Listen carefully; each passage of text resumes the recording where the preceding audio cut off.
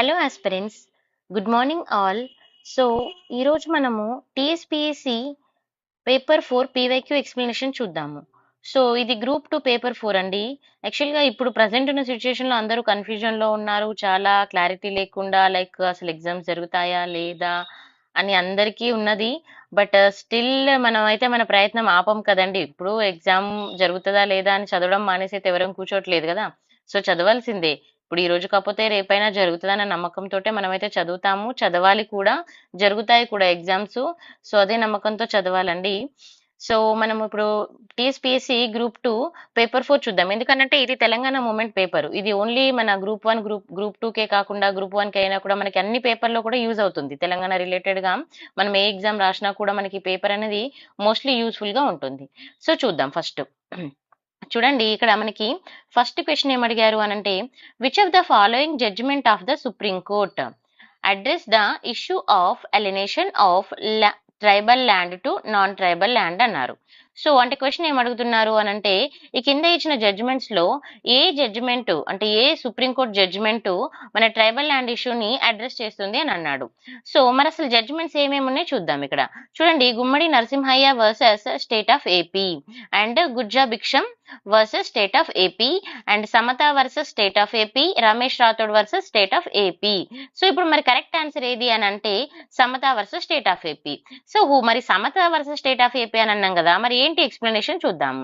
First అసలు ఈ సమత ఎవరు మనకి తెలియాలి కదా.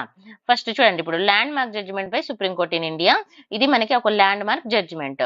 సో మరి సమత అంటే ఏంటి అని అంటే, సమత అంటే ఏంటంటే సింపుల్ గా ఏం లేదండి, ఇక్కడ గ్రూప్ ఆఫ్ ట్రైబల్ పీపుల్ ఒక కమ్యూనిటీగా ఏర్పడి ఈ కేసు అనేది తీసుకురావడం జరిగింది. సో ఆ గ్రూప్ ఆఫ్ ట్రైబల్ పీపుల్ ని మనం సమత అని పిలుస్తాం. ఓకేనా. సో చూద్దాం మరి ఇప్పుడు ఈ Samatha versus state of AP కేసులో ఏం జరిగింది అని అంటే, ఇది వచ్చేసి ఒక ఇంపార్టెంట్ జడ్జిమెంట్ గా మనం చెప్పవచ్చు. ఓకేనా. ఎందుకు ఇంపార్టెంట్ జడ్జిమెంట్ అని అంటున్నాము అని అంటే, ఇది ఏం చేస్తుంది అని అంటే, ఇప్పుడు ట్రైబల్ ల్యాండ్స్ ని ఇక్కడ వీళ్ళు నాన్ ట్రైబల్ ల్యాండ్స్ కన్వర్ట్ చేయడానికి ట్రై చేశారు. సో నాన్ ట్రైబల్ ల్యాండ్స్ అంటే ఏంది, లైక్ మైనింగ్ కానీ ఇండస్ట్రియల్ పర్పస్ కానీ ప్రొవైడ్ చేయడం. సో మరి యాక్చువల్ గా మన జనరల్ గా తీసుకుంటే ఇప్పుడు మనకి యాజ్ పర్ ద రూల్ ప్రకారం మనం తీసుకుంటే ట్రైబల్ ల్యాండ్స్ ని నాన్ ట్రైబల్ ల్యాండ్ మార్చడానికి ఉంటుందా అనండి, లేదు. సో మరి ఇక్కడ అదే కేసు. సో ఇప్పుడు చూద్దాం. ఇప్పుడు సుప్రీం అయితే ఫస్ట్ వీళ్ళు ఏం చేశారంటే, కేసులో ఫస్ట్ ఏపీ కోర్టు కూడా వెళ్ళారు, కానీ అక్కడ వీళ్ళకు అది ఏమంటారు న్యాయం జరగలేకపోయింది. సో దట్స్ వై తర్వాత వాళ్ళు ఏం చేశారంటే సుప్రీం కోర్టుకు వెళ్ళారు. సో సుప్రీం కోర్టుకు వెళ్ళిన తర్వాత సుప్రీం కోర్టు ఏం చేసింది అని అంటే, ఇక్కడ మనకి ఈ ఏదైతే ట్రైబల్ ల్యాండ్ ఉంటుంది కదా, సో ఈ ట్రైబల్ ల్యాండ్ కానీ ఫారెస్ట్ ల్యాండ్ కానీ గవర్నమెంట్ ల్యాండ్ కానీ ఈ ల్యాండ్స్ షెడ్యూల్ ఏరియాలో ఉన్న ల్యాండ్స్ ని it's cannot be lease to private companies కి లీజ్ ఇవ్వడానికి ఉండదు, ఆర్ నాన్ ట్రైబల్ ల్యాండ్ గా మార్చడానికి వీలుగా ఉండదు అని సుప్రీం కోర్టు అయితే చెప్పడం జరిగింది అన్నట్టుగా. సో ఇది మనకి మెయిన్ ఇక్కడ ఈ కేసు యొక్క ఇష్యూ. ఓకేనా. సో నెక్స్ట్ చూద్దాం. నెక్స్ట్ క్వశ్చన్ ఏంటి ఇక్కడ, విచ్ కమిషన్, ఇక్కడ ఏమంటుంది ఇక్కడ commission, which commission appointed by government of AP, government of Andhra Pradesh appoint చేసింది ఒక కమిషన్, ఏ కమిషన్ అని అడుగుతున్నాడు. మరి అది ఏ కమిషన్, దేనికి రిలేటెడ్ అంటే సబ్మిటెడ్ ఇట్స్ రిపోర్ట్ ఎంటైటిల్డ్, మరి ఏ రిపోర్ట్ సబ్మిట్ చేయడంలో, విచ్ రిపోర్ట్ ఇది అని అంటే report of tribal land in Telangana area. A report అండి, report of tribal land issues. Okay, అది ఎక్కడ మరి అంటే తెలంగాణ ఏరియాలో. So in 2005. సో మరి 2005 లో తెలంగాణ ఆంధ్ర కలిపే ఉంది కాబట్టి ఆంధ్రప్రదేశ్ అని పిలిచేవాళ్ళు కదా అప్పుడు, బట్ ఏరియా వైజ్ గా తీసుకుంటే తెలంగాణ. సో చూద్దాం మరి ఏ కమిషన్ అంటే, ఇక్కడ చూడండి ఒకటి first justice K Ramaswamy commission, Koneru Rangarao commission and justice Ramachandra Raju commission. Last ఏంటి ఇక్కడ గిర్గ్లాని కమిషన్ అన్నాడు. సో మరి రైట్ ఆన్సర్ ఏంటి అని అంటే కోనేరు రంగారావు కమిషన్. ఓకేనా. మరి what is the Koneru Rangarao commission report అని అంటే ఏంటి అని అంటే, చూడండి ఇక్కడ ఇది ఏం చేస్తుంది అని అంటే addressing the land issues in Andhra Pradesh లో ఉన్న ల్యాండ్ ఇష్యూస్ ని అడ్రస్ చేస్తుంది, ఫస్ట్ పాయింట్. ఓకేనా. సెకండ్, ఈ కోనేరు రంగారావు కమిటీ ఎప్పుడు అపాయింట్ అయింది అని అంటే 2004 లో అపాయింట్ అయింది. మరి అపాయింట్ చేసిన వాళ్ళు ఎవరు అని అంటే గవర్నమెంట్ ఆఫ్ ఆంధ్రప్రదేశ్. మరి ఎందుకు అపాయింట్ చేసింది, examining the implementation of land distribution and land legislation in the state లో ఉన్న ల్యాండ్ డిస్ట్రిబ్యూషన్ కానీ ల్యాండ్ లెజిస్లేషన్ కానీ అబ్జర్వ్ చేసుకొని దాన్ని ఎలా ఇంప్లిమెంట్ చేయాలి, ఏం చేయాలని చెప్పడానికి అయితే తీసుకురావడం జరిగింది. ఓకేనా. And in 2006 report committee highlight చేసింది, ఏం హైలైట్ చేసింది అంటే government action and land issues are incomplete progress. Government action ఎలా ఉందంటే ల్యాండ్ ఇష్యూస్ మీద ఇన్కంప్లీట్ గా ఉంది ప్రోగ్రెస్ అనేది అని చెప్పింది. సో ఈ కేసెస్ అనేది రిలేటెడ్ గా ఏంటి, ఇట్ చూడండి, ఇట్ స్పెసిఫికల్లీ పాయింటెడ్ అవుట్, ఏం పాయింటెడ్ అవుట్ చేస్తుంది స్పెసిఫికల్ గా అంటే cases related to 1/70 law. So మీరు చేయాల్సిన వర్క్ ఏంటంటే వాట్ ఈజ్ 1/70 లా అనేది మీరు చూడాలి. ఓకేనా, చూసి నాకు కామెంట్ లో చెప్పండి. 1/70 law violation on tribal land issues and remained unsolved for extended period and resulting in injustice tribal. ఇక్కడ ట్రైబల్ జస్టిస్ అయితే రాలేకపోయింది అని చెప్తున్నారు. Next case. సో ఇక్కడ మనకి 4 ఆప్షన్స్ ఉన్నాయి కదా, ఈ 4 ఆప్షన్ చూద్దాం. నెక్స్ట్ ఏంటండి, justice Ramachandra Raju commission. So what is the justice Ramachandra Raju commission recommendations మనం చూద్దాం. So justice Ramachandra Raju commission recommendation తీసుకుంటే ఇక్కడ మనకి ఇన్ సెప్టెంబర్ 1996 లో ఏం జరిగింది అని అంటే ఆంధ్రప్రదేశ్ గవర్నమెంట్ ఫామ్ అయింది. ఓకేనా, ఇది ఏం ఫామ్ చేసింది, సో ఇక్కడ Andhra Pradesh government formed 1 man commission. ఎవరు ఫామ్ చేశారు, ఆంధ్రప్రదేశ్ గవర్నమెంట్ ఫామ్ చేసింది. ఎవరిని, 1 మ్యాన్ కమిషన్. సో మరి హూ ఇస్ 1 మ్యాన్ కమిషన్, ఎవరు అని అంటే it's headed by justice Ramachandra Raju. ఓకేనా, అండ్ ఈ కమిషన్ యొక్క కీ రికమెండేషన్స్ ఏంటి మరి అని అంటే sub divide the schedule cost. ఈయన ఏమంటున్నారు వీళ్ళు, ఈ కమిషన్ వాళ్ళు, ఏదైతే మనకి ఇప్పుడు స్కెడ్యూల్ కాస్ట్ ఉన్నాయి కదా వాటిని సబ్ డివైడ్ చేద్దాం అంటున్నారు. మరి ఎన్ని గ్రూప్స్ గా చేద్దాం అంటున్నారు అంటే 4 గ్రూప్స్ గా డివైడ్ చేద్దాము, ఆ తర్వాత వాళ్ళకి రిజర్వేషన్ అలొకేట్ చేద్దాము సపరేట్ గా ఈచ్ గ్రూప్ కి అని చెప్పారు అన్నట్టుగా. ఇది కమిటీ మన report. Next Girglani commission. So what is Girglani commission, ఇది ఎప్పుడు ఫామ్ అయింది చూడండి, మనకి 2001 లో ఫామ్ అయింది. ఎవరు ఫామ్ చేశారు, by the chief minister of Andhra Pradesh. ఆ టైంలో ఆంధ్రప్రదేశ్ చీఫ్ మినిస్టర్ ఎవరు, నారా చంద్రబాబు నాయుడు. ఓకేనా, and this was a single member commission. ఇదేంటి చూడండి, సింగిల్ మెంబర్ కమిషన్. ఎవరు మరి ఆ సింగిల్ మెంబర్ అంటే మిస్టర్ గిర్గ్లాని. ఓకే, నెక్స్ట్ ఇంకొక ఆప్షన్ కూడా ఉంది మనకి చూడండి, జస్టిస్ కె రామస్వామి కమిషన్ కూడా ఉంది and Girglani commission. So justice Ramaswamy commission కూడా మనకి ఇక్కడ కవర్ అవుతుంది, చూద్దాం. సో చూడండి, ఇక్కడ తక్కలపల్లి పురుషోత్తం రావు యాజ్ ఎ పొలిటీషియన్ ఈ సపోర్టెడ్ ఇన్ 1969. దేనికి సపోర్ట్ చేశాడు, తెలంగాణ మూవ్మెంట్ కి సపోర్ట్ చేయడం జరిగింది.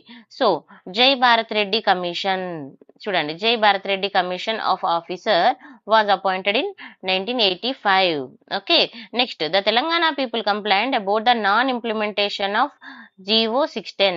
So మరి what is GO 610, ఇప్పుడు GO 610 అంటే ఏంటిది చెప్పండి, GO 610 అంటే ఏంటిది ఆలోచించండి. సో GO 610 అంటే అది ఏంటి, ఎప్పుడు వచ్చింది నేను చెప్తాను చూడండి. GO 610 government constitute the Girglani commission in 2001. It look in to the ఇది ఏం చూస్తుంది, వయలేషన్. సో ఏం వయలేషన్ అంటే చూడండి, GO 610 అనే రిపోర్ట్ అనేది ఏంటి అని అంటే it states that non native residents. Non native residents అంటే ఎవరు, ఇప్పుడు మనం నేటివ్ ప్లేస్ అంటే మాది ఆదిలాబాద్, మా తెలంగాణ, మాది ఆంధ్ర ఇలా చెప్తాం కదా. సో ఇప్పుడు నేటివ్ ప్లేస్ అంటే ఇప్పుడు మన నేటివ్ ప్లేస్ మనం చెప్తాం. మనం మన నేటివ్ ప్లేస్ లో లేనప్పుడు వేరే ప్లేస్ లో ఉంటే ఏమంటాం, దాన్ని non native place. For example ఇప్పుడు ఇక్కడికి మన తెలంగాణ స్టేట్ వాళ్ళు కాకుండా వేరే స్టేట్ వాళ్ళు వచ్చి ఉంటే దాన్ని ఏమంటాం, నాన్ నేటివ్ అంటాం. సో నాన్ నేటివ్ రెసిడెంట్స్ ఎవరైతే ఉంటారో వాళ్ళకి obtain the illegal employment in Telangana, వాళ్ళు తెలంగాణలో ఇల్లీగల్ ఎంప్లాయ్మెంట్ అప్టైన్ చేశారు. సో బై March 31, 1986 లో. సో వాళ్ళందరినీ కూడా తిరిగి పంపించేసేయాలి అన్నదే ఈ కమిటీ ఈ GO 610 రిపోర్టు. ఓకేనా, so the commission order to submit it report to 90 days. ఈ కమిషన్ ఆర్డర్ చేసింది 90 days లో రిపోర్ట్ చేయమని. సో GO 610 అనేది చాలా చాలా ఇంపార్టెంట్, నేను ఫర్దర్ గా మీకు డీటెయిల్ గా ఎక్స్ప్లెయిన్ చేస్తాను, మీరు కూడా చదువుకోండి. ఓకేనా, next which of the following district not have declared the schedule areas. మీరు ఒకటి అబ్జర్వ్ చేస్తే ఇక్కడ మనకి స్కెడ్యూల్ రిలేటెడ్ గా స్కెడ్యూల్ ఏరియాస్ మీద క్వశ్చన్స్ వస్తున్నాయి. ఓకేనా, చూసుకోవాలి మనకి ఏ ఏరియా నుంచి క్వశ్చన్స్ వస్తున్నాయి అనేది కూడా ఇంపార్టెంట్. ఇక్కడ చూడండి, which of the following district does not have declared the schedule area. Schedule area declare కాని ఏరియా ఏది అని అంటున్నాడు ఇక్కడ కింద ఇచ్చిన వాటిలో. సో జనరల్ గా చూడండి, ఆదిలాబాద్ అంటే జనరల్ గా ఆదిలాబాద్ అంటేనే ట్రైబల్ పీపుల్ వస్తారు, స్కెడ్యూల్ ఏరియా ఉంటుంది. సో ఇదంతా స్కెడ్యూల్ ఏరియాకి రిలేటెడ్ గా ఉంటుంది. And Warangal and Mahabub Nagar. So remaining ఏంటి అని అంటే నిజామాబాద్. సో ఇప్పుడు చూద్దాం అసలు ఈ స్కెడ్యూల్ ఏరియాస్ ఇన్ ఇండియాలో ఎస్పెషల్ గా మన తెలంగాణలో ఏమున్నాయో చూద్దాం. So Telangana covers under the 5th schedule area. Telangana ఏ ఏరియా కింద వస్తుంది, 5th స్కెడ్యూల్ ఏరియా. ఈ క్వశ్చన్ కూడా అడిగే ఛాన్స్ ఉంటుంది. So Telangana is the one of the state in India covered under the 5th schedule area of the constitution and it designated the schedule areas comprising చూడండి ఇక్కడ 1118 schedule villages ఉన్నాయంట. ఎన్ని villages ఉన్నాయి, 1118 schedule villages ఉన్నాయి. It spread over 85 mandals. ఎన్ని మండలాల్లో ఉన్నాయి, 85 మండలాలు. ఓకే, ఎన్ని డిస్ట్రిక్ట్స్ అంటే 9 districts. So the districts which schedule area, ఏమేం స్కెడ్యూల్ ఏరియా ఉన్న డిస్ట్రిక్ట్స్ ఏంటి అని అంటే Adilabad, Komaram Bheem Asifabad, Mancherial, Mulugu, Warangal, rural, Warangal rural and Mahabubabad, Bhadradri Kothagudem, Khammam and Mahabub Nagar, Nagar Kurnool. Next చూడండి, Nizamabad district does not have declared the schedule area. So మన క్వశ్చన్ లో నిజామాబాద్ ఉంది, సో ఇప్పుడు ఆన్సర్ ఇది కాదు కదా, సో మనకు ఆన్సర్ ఏంటి, ఇది కాబట్టి ఇదే లేదు కాబట్టి షెడ్యూల్ ఏరియాలో ఆన్సర్ వచ్చేసి నిజామాబాద్. ఓకేనా. Next, which schedule of the constitution make a provisions regarding to the administration, control of schedule area and scheduled tribe. ఇక్కడ చూడండి, which schedule of the constitution, A schedule, constitution లో ఏ షెడ్యూల్ మేక్స్ ప్రొవిజన్స్ ని make చేస్తుంది, regarding to what, దేని గురించి మరి అని అంటే administration and control of schedule area and schedule tribe. Schedule area schedule tribe లో అడ్మినిస్ట్రేషన్ గురించి మన కాన్స్టిట్యూషన్ లో ఏ షెడ్యూల్ చెప్తుంది అని అంటున్నారు. చూడండి, 6th schedule, 7th, 9th and 5th అన్నాడు. సో మన ఆన్సర్ వచ్చేసి ఏంటి, 5th షెడ్యూల్. మరి what is the 5th schedule అంటే ఏంటి చూద్దాం. ఇప్పుడు చూడండి, ఫస్ట్ అసలు schedules in the Indian constitution. So ఇందులో మనం 5th షెడ్యూల్ చూస్తున్నాం కదా. సో 5th షెడ్యూల్ తీసుకుంటే provisions for schedule area and schedule tribal గురించి చెప్తుంది. ఇది ఇంపార్టెంట్, గుర్తుపెట్టుకోవాలి. So 5th schedule in the Indian constitution outlined the provisions for the administration and control of schedule area and schedule tribe. ఓకేనా. And మరి ఇందులో ఏ part అని అంటే part 10 article 244 and 244A కూడా ఏం చెప్తుంది అని అంటే, it's elaborate the regulations concerning these areas and they tribal inhabits. Okay. Next, the president of India has the authority to declare the areas of schedule area. మరి ఎవరికి authority ఉంటుంది schedule ఏరియాని declare చేయడానికి అని మన క్వశ్చన్ అడుగుతాడు. ఒకసారి president అంటాడు, గవర్నర్ అంటాడు, సీఎం అంటాడు, లేదంటే ఇంకా మినిస్టర్స్ ఇలా చెప్తా ఉంటాడు. ఓకేనా. సో ఇప్పుడు మనకి మరి ఎవరికి అథారిటీ ఉంటుంది షెడ్యూల్ ఏరియా డిక్లేర్ చేయడానికి, ప్రెసిడెంట్ ఆఫ్ ఇండియాకి మాత్రమే ఉంటుంది. ఇది మనం గుర్తుపెట్టుకోవాలి. ఓకేనా. Next, and which follow the special protection and welfare mechanism for the welfare of the tribal communities living there. Next, 10 states which schedule area.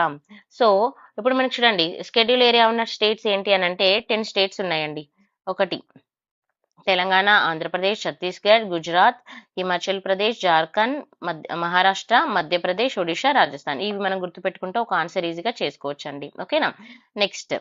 Next question ఏంటి మనకి చూడండి, which of the following system was abolished in the year 1983లో abolition చేసిన system ఏంటి అని అడుగుతున్నాడు. ఎక్కడ మరి అది, in the state of Andhra Pradesh లో. ఏ ప్లేస్ లో అంటే ఆంధ్రప్రదేశ్ లో అబలిష్ చేసిన సిస్టమ్. ఒకటి protection of tenant system, child labour system, tribal land alienation system or Patel Patwar system. So right answer is what అంటే Patel Patwari system. So what is the Patel Patwari system. ఓకేనా. అసలు ఇది ఎలా వచ్చింది ఏంటి అనేది మనం కూడా చూద్దాం. First, evolution of land management system in Telangana తీసుకుంటే పటేల్ పట్వారీ సిస్టమ్ ఎప్పటి నుంచి ఉంది అని అంటే ఏన్షియంట్ టైం నుంచి ఉంది అని అంటున్నారు. అంటే లైక్ కింగ్స్ ఉన్న టైం నుంచి కూడా మనకి ఈ పటేల్ పట్వారీ సిస్టమ్ అనేది ఉండడం జరిగింది. So Telangana had the Patel Patwari system in place for ఎందుకు అనంటే land related affairs and tax collection and water resource management. ఈ పటేల్ పట్వారీ సిస్టమ్ ఏం చేశారు వాళ్ళు అనంటే ల్యాండ్ రిలేటెడ్ అఫైర్స్ ఒకటి, ట్యాక్స్ కలెక్షన్ ఒకటి అండ్ వాటర్ సోర్స్ మేనేజ్మెంట్ కూడా వీళ్ళు చూసుకునేవారు. సో పటేల్ పట్వారీ సిస్టమ్స్, ఈ Patel Patwaris were responsible for handling these crucial task. వీళ్ళు ఏం చేసేవాళ్ళంటే ఈ టాస్క్ ని హ్యాండిల్ చేసేవాళ్ళు. Next, abolition of the Patel Patwari system. మరి ఎప్పుడు అబలిషన్ అయింది అంటే దాన్ని ఎప్పుడు తీసేశారు, ఎన్టీఆర్ గవర్నమెంట్ 1983లో తీసేశారు. సో 1983లో NT Rama Rao government in Andhra Pradesh. So ఇతను ఏం చేశారు అనంటే NT Rama Rao garu abolition of the Patel Patwari system ని తీసేశారు. ఓకేనా. The decision marked by the end of the traditional land management system.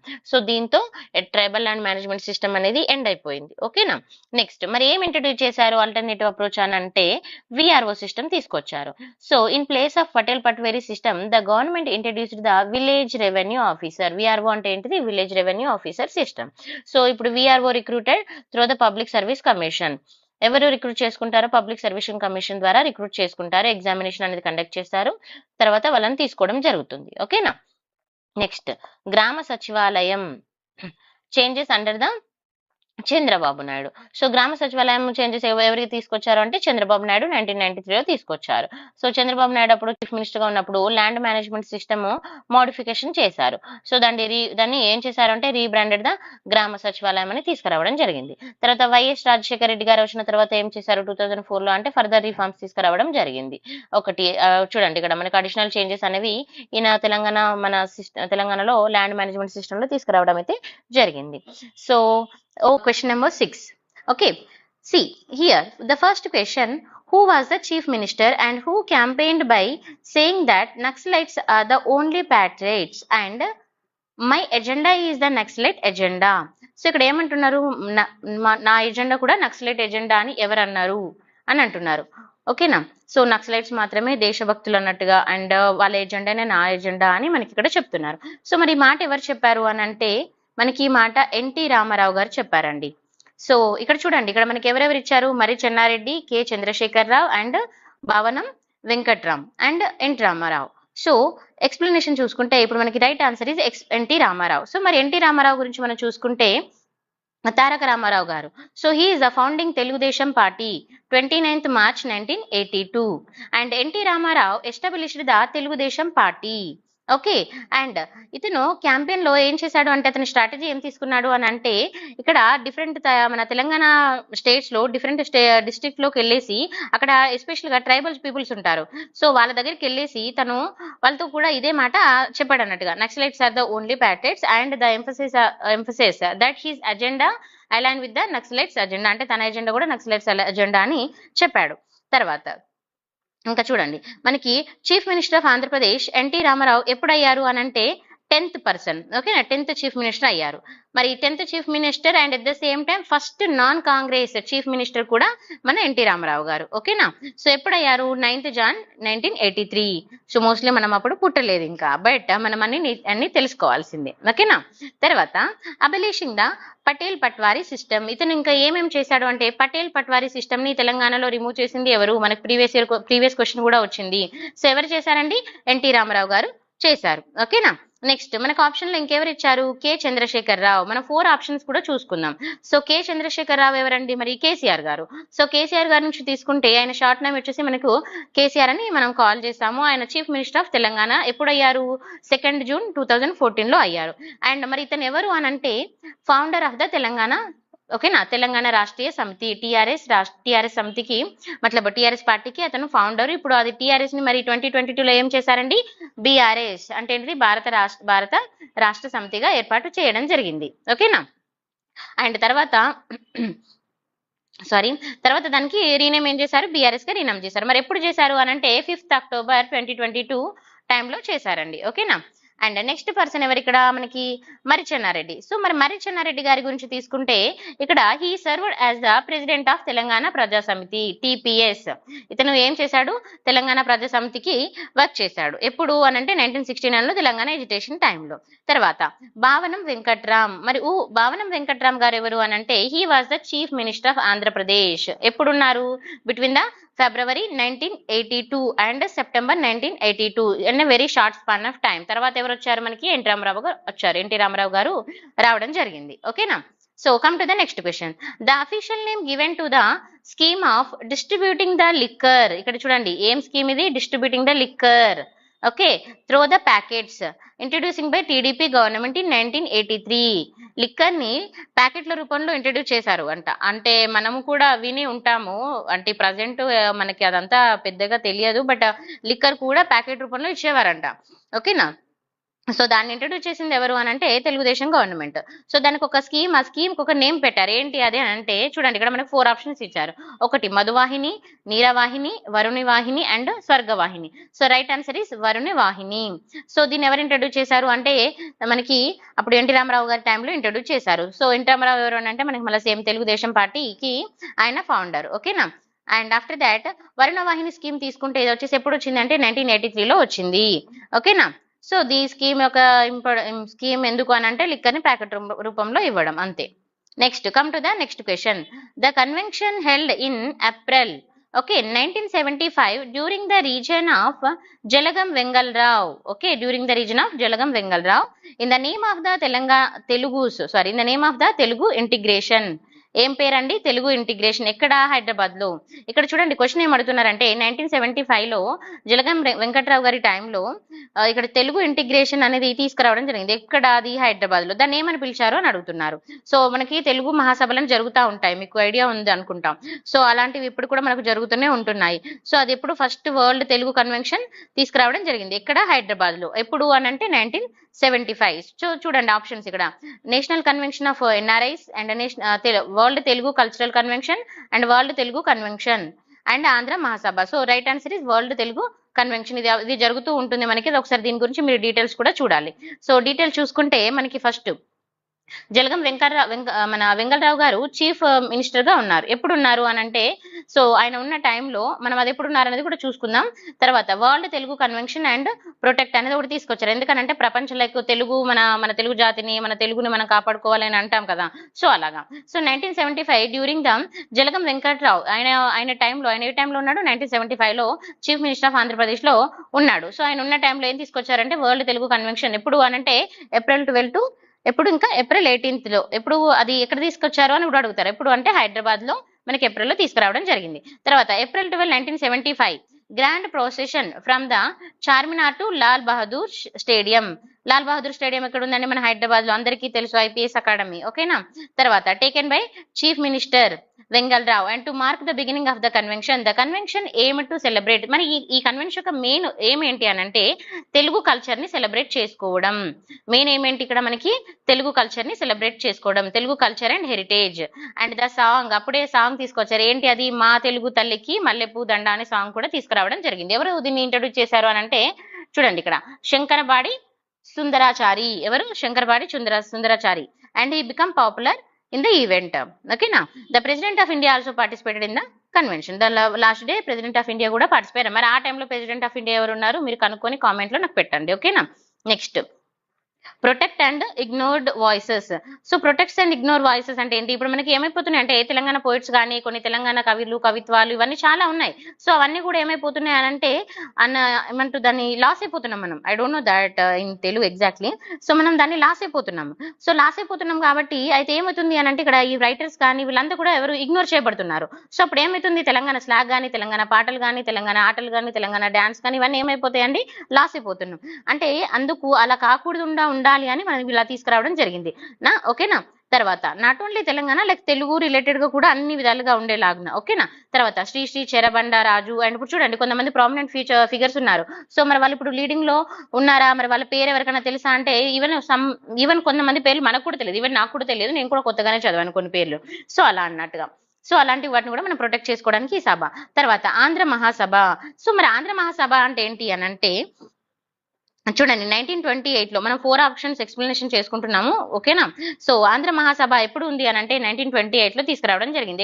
ఎవరు అప్పుడు ఉన్నారు అంటే మాడపాటి హనుమంతరావు గారు అప్పుడు ఆంధ్ర మహాసభని ఫామ్ చేయడం అయితే జరిగింది. తర్వాత Madapati Hanumantharao garu founding member of the organisation. ఆయన ఆర్గనైజేషన్ ఫౌండింగ్ మెంబర్ గా ఉన్నారు. అండ్ ఫస్ట్ కాన్ఫరెన్స్ ఎక్కడ జరిగింది? ఆంధ్ర మహాసభ 1930 లో జగ్గిపేట్. ఓకేనా. ఎక్కడది? జగ్గిపేట్, మెదక్ డిస్ట్రిక్ట్ లో జరిగింది. ఓకేనా. తర్వాత Suravaram Pratap Reddy serving as the chairman of this event. Next Jalagam Venkatrao తీసుకుంటే ఈయన చీఫ్ మినిస్టర్ గా ఉన్నారు అప్పుడు. ఓకేనా. తర్వాత Telugu culture through the world Telugu convention. Okay. Next question, who was the founder of the principal of Nizam college. ఇక్కడ నిజాం కాలేజ్ యొక్క ఫౌండర్ ఎవరని అడుగుతున్నారు. సో నిజాం కాలేజ్ ఫౌండర్ ఆప్షన్ చూడండి, Mulla Abdul Khayam and Aghorenath Chattopadhyay and HK Sherwani and Nikolai రాయ్రిచ్. So ఇప్పుడు మనకి రైట్ ఆన్సర్ ఏంటి అని అంటే చటోపాధ్యాయ. ఓకేనా. చటోపాధ్యాయ అగోర్నాథ్ చటోపాధ్యాయ. సో ఇప్పుడు అతని గురించి తీసుకుంటే మనం నిజాం కాలేజ్ తీసుకుంటే హిస్టారికల్ గా ఫస్ట్ ఎప్పుడు ఎస్టాబ్లిష్ అయింది నిజాం కాలేజ్ అని అంటే ఇటు చూడండి. The Nizam College is a constant college of Usmania University established in 1887. 1887 లో ఎస్టాబ్లిష్ అయింది. అప్పుడు ఎవరున్నారు? మీర్ మహబూబ్ అలీ ఖాన్ అండ్ అసఫ్ జాహీ. ఓకే. అసఫ్ జాహీ 4 ఉన్నారు ఆ టైంలో. ఒరిజినల్ గా అక్కడ మనకి ఇప్పుడు ఈ మన ఉల్ముల్కి ఉన్నారు కదా 2. సో నోబెల్ ఆఫ్ హైదరాబాద్ లో ఉన్నారు అయినప్పుడు. తర్వాత మనం లొకేషన్ తీసుకుంటే ఎక్కడ అని అంటే లాల్ బహదూర్ స్టేడియం ఇన్ హైదరాబాద్. ఓకేనా. LB stadium. Okay. And it hold the prominent position in the city. తర్వాత first principal and notable connections ఏమేమి ఉన్నాయి అని అంటే, ఫస్ట్ ఎవరున్నారు మనకి చటోపాధ్యాయ అపాయింట్ అయ్యారు ఫస్ట్, ఓకేనా, ఫస్ట్ ప్రిన్సిపల్ గా. తర్వాత Sarojini Naidu renowned the poet, freedom fighter. మనం అక్కడ పోయెట్ ఫాదర్ ఆఫ్ సరోజిని, మనకి ఇప్పుడు ఫాదర్ ఆఫ్ సరోజిని నాయుడు ఉన్నారు కదా, సో తను మనకి ఇక్కడ ఫ్రీడమ్ ఫైటర్ పోయిట్ గా ఉన్నారు. And after that Mulla Abdul Khayam and Congress. So Mulla Abdul Khayam garu తీసుకుంటే he played the significant role, important role ఇతను ఇక్కడ తీసుకోవడం అయితే జరిగింది. అండ్ ఆఫ్టర్ దాట్ ఇక్కడ కొన్ని అపోజిషన్స్ కూడా ఉన్నాయి. At the same time Haroon Khan and Sherwani, Indian author and college principal. ఇతను ఎవరు? Indian author and college principal. ఇవి గుర్తుపెట్టుకోవాలి ఇక్కడ మనం, కొన్ని ఇలాంటి కొన్ని చూసుకోవాలి. ఓకే, నా నిజాం కాలేజ్ ఎప్పటి నుంచి ఉంది? 1945 నుంచి 1946 టైంలో ఎవరున్నారు అంటే షర్వాణి గారు ఉన్నారు. ఓకేనా. తర్వాత నిజాం కాలేజ్ నుంచి వచ్చిన నెక్స్ట్ ఇన్ఫర్మేషన్ ఇచ్చాను, ఒకసారి ఇది చూసుకోండి. Come to the next question. Next question తీసుకుంటే, a symposium at which poets, okay, and recite their poems to one another to large gathering of ethicists. ఓకేనా, ఎథోసిస్ట్ ఈజ్ కాల్డ్ వాట్? సో ఏమని పిలుస్తారు అంటే ముషాయిరా. ఏమని పిలుస్తారు? ముషాయిరా. గజల్, మస్నావి అండ్ తక్కయల్ అండ్ ముషాయిరా. సో మన right answer is mushaira. So what is this? మరి ముషాయిరా అంటే ఏంటి అని అంటే gathering of the poetic expression. మనకి ఇలాంటి టర్మినాలజీ అనేది మనము గుర్తుపెట్టుకోవాలండి, ఎందుకంటే టర్మినాలజీ మీద క్వశ్చన్స్ అడుగుతారు. ఇప్పుడు చూడండి, ఇక్కడ 4 టర్మ్స్ ఉన్నాయి. సో ఈ 4 టర్మ్స్ తెలిస్తే మనకు ఆన్సర్ తెలుస్తుందా లేదా? సో టర్మినాలజీ చాలా చాలా ఇంపార్టెంట్. సో టర్మినాలజీ అనేది మనము గుర్తుపెట్టుకోవాల్సిన విషయం. తర్వాత వాట్ ఈస్ ద ముషాయిరా? దీని యొక్క డెఫినేషన్ పర్పస్ తీసుకుంటే, ఈ ముషాయిరా ఈజ్ ఏంటనంటే పొయటిక్ సింపోసిస్ వేర్ పొయిట్స్, ఇదంటే చూడండి ఇక్కడ వేర్ పొయిట్స్ కమ్ టుగెదర్. పొయిట్స్ ఎవరైతే ఉంటారో వాళ్ళందరూ ఒక దగ్గరకు వచ్చి దే పర్ఫామ్ దేర్ వర్క్. ఇప్పుడు మనకి గ్రూప్ డాన్స్, లైక్ గ్రూప్ గా కొన్ని సభలు కానీ సమావేశాలు కానీ చేస్తూ ఉంటారు, లైక్ కొన్ని ప్రోగ్రామ్స్ ఏర్పాటు చేస్తుంటారు. దాన్ని ఏమంటామనంటే ఇలా ముషాయిరా అని అంటాం. ఓకేనా. తర్వాత it is an integral part of the Deccan culture. మరి ఇది ఎక్కడ ఉన్నది అని అంటే దక్కన్ కల్చర్ లో ఉంది. ఓకేనా. పర్టికులర్లీ తీసుకుంటే హైదరాబాదీ ముస్లిమ్స్ దీన్ని ఫాలో అవుతారు. The event serves as a platform for poets and freely express emotions. ఇక్కడ ఏం చేస్తారు? వాళ్ళ ఎమోషన్స్ అవన్నీ కూడా వాళ్ళు ఫ్రీగా ఎక్స్ప్రెస్ చేస్తారు. తర్వాత మరి గజల్ అంటే ఏంది? గజల్ అంటే amatory poetic form. So what is the definition అని అంటే ghazal is a poetic form of originating. Okay, originating Arabic literature. చూడండి ఇక్కడ అరబిక్ లిటరేచర్, ఇక్కడ వచ్చేసి ఏంది? Poetic symposiums where poets come together perform. So ఇలాంటివి మనం చూసుకోవాలి. తర్వాత to understand the poems and వాళ్ళ ఎక్స్ప్రెషన్ కానీ వాళ్ళ పెయిన్ లాస్ ఎవ్రీథింగ్ మనకి ఇక్కడ వాళ్ళ ఈ పర్ఫార్మెన్స్ ద్వారా చూపించడం జరుగుతుంది. ఓకేనా. నెక్స్ట్ నేను ఇంకా ఇక్కడ మీకు ఎక్స్ట్రా ఇన్ఫర్మేషన్ కూడా ప్రొవైడ్ చేశాను, ఎక్స్ట్రా కావాలనుకున్న వాళ్ళు చూసుకోండి. నెక్స్ట్ తక్కైల్ అంటే ఏంటి మరి చూద్దాం. తక్కైల్ అంటే ఏంటంటే the power of imagination. So మనం సమ్ టైమ్స్ ఇమాజినేషన్ చేసుకుంటాం కదా, సో పవర్ ఆఫ్ ఇమాజినేషన్. తక్కైల్ refer the imagination and which plays a significant role in ghazals, other poetic expression. The poet often used their imagination skills to evoke emotions and create vivid imaginary their verses. So this is the answer. వచ్చేసి question number 11. So everyday important అండి, చాలా జాగ్రత్తగా చదువుకోవాలి. ఎందుకనంటే exam ఎప్పుడు conduct చేశారన్నది కూడా ఎవరికీ తెలియదు. బట్ మనం ఎప్పుడైతే ప్రిపరేషన్ లోనే ఉంటామన్నది మాత్రం నిజం. కాబట్టి ఆ నిజాన్ని యాక్సెప్ట్ చేసుకొని మనం మూవ్ ఆన్ అయితే అవ్వాలండి. సో ఓకే అండి, చూద్దాం. So question number 11. So what was the name of railways operated during the Nizam rules? So ఇక్కడ క్వశ్చన్ ఏం అడుగుతున్నాడంటే నిజాం రూల్స్ టైంలో ఏ రైల్వేస్ ని ఆపరేట్ చేసేవారు అంటే నేమ్ ఆఫ్ ద రైల్వే ఏంటి అని అడుగుతున్నాడు. First Nizam granted the state railways. First ఏమంటున్నాడు? Nizam granted the state railways అని, తర్వాత నిజాం సెంట్రల్ రైల్వేస్ అని, తర్వాత Nizam's guaranteed state railways and Nizam state railways. So right answer is what? NGSR, Nizam's guaranteed state railways. Okay. So ఇప్పుడు మనం చూద్దాము అసలు ఈ NGSR అంటే ఏంటి అని చూద్దాం. ఇప్పుడు మనకి ఇండియన్ రైల్వే అని ఉంది, సో అప్పుడు అలా పేరు ఉండేది కదా. సో అప్పుడు ఏంటి మనకి NGST అని ఈ నిజాం రైల్వేకి ఉండేది. సో NGST గురించి మనం తీసుకుంటే దీని ఆరిజిన్ కానీ దీని ఆనర్షిప్ కానీ తీసుకుంటే మనకి ఎలా ఉంది అని అంటే నేను షార్ట్ ఫామ్ యూజ్ చేస్తానండి. NGSR అనేది ఇదేంటిది? మనకి రైల్వే కంపెనీ. మరి దీన్ని ఎవరు ఆపరేటెడ్ చేసేవారు? ఆపరేటింగ్ ఇన్ ఎక్కడ? Operating in India. ఎప్పుడు అని అంటే 1879 టు 1950 మధ్యలో జరిగేది.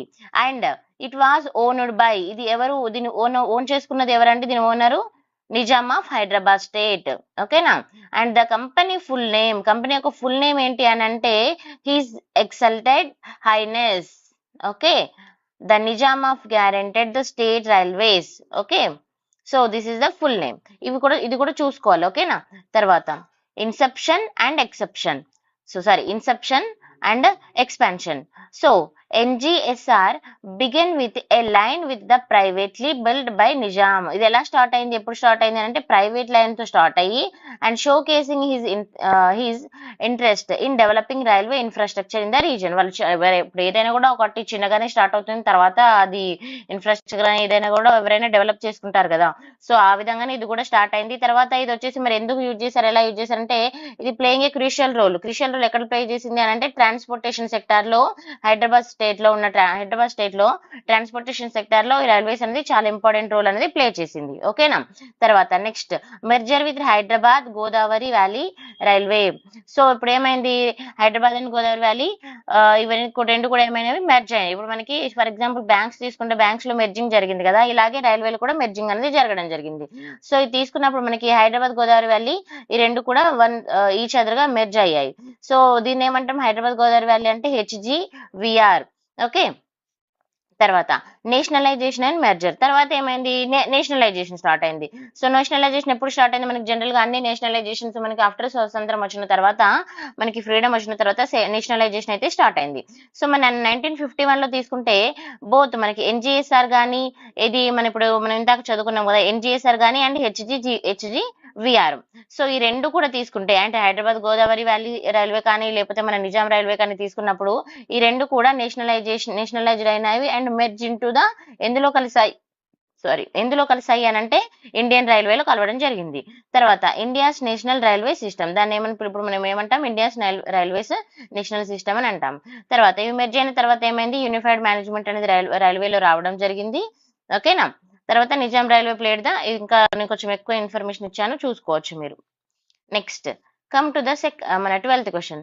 The name of guest house which houses presently the administrative staff. ఏమంటున్నాడు ఇక్కడ, administrative staff college of India in Hyderabad. ఇక్కడ చూడండి, name of the guest house, a guest house name మనకి ఇప్పుడు విచ్ హౌసెస్ ప్రజెంట్ ఉన్న హౌసెస్ లో మన administrative staff college of India ఉన్నది a name of the guest house అని అన్నాడు. చూద్దాం ఒకటి, మనకి లేక్ వ్యూ గెస్ట్ హౌస్ తెలుసు కదా, హైదరాబాద్ లో ఉంది. తర్వాత ఎర్రమంజిల్ తెలుసు అందరికి. తర్వాత బెల్లా విస్తా, తర్వాత Nizam club. So which one is that answer అని అంటే బెల్లా విస్తా, ఓకేనా. సో వాట్ అబౌట్ దీని గురించి మనం తీసుకుంటే మనం హిస్టారికల్ బ్యాక్గ్రౌండ్ నుంచి స్టార్ట్ చేసుకుంటే ఇది వచ్చేసి ఏంటంటే బెల్లా విస్తా అనేది నిజాం రాయల్ ప్యాలెస్, ఓకేనా, నిజాం వాళ్ళ రాయల్ ప్యాలెస్ అది. సో బెల్లా విస్తా మరి ఎక్కడుంది అని అంటే సైఫాబాద్, మన హైదరాబాద్ లోనే ఎక్కడుంది, సైఫాబాద్ లో ఉంది. And it was the royal palace of Nizam, ఎవరి టైంలో ఇది, నిజాం ఆఫ్ హైదరాబాద్ స్టేట్, ఓకేనా. తర్వాత ఇది మరి designated by the French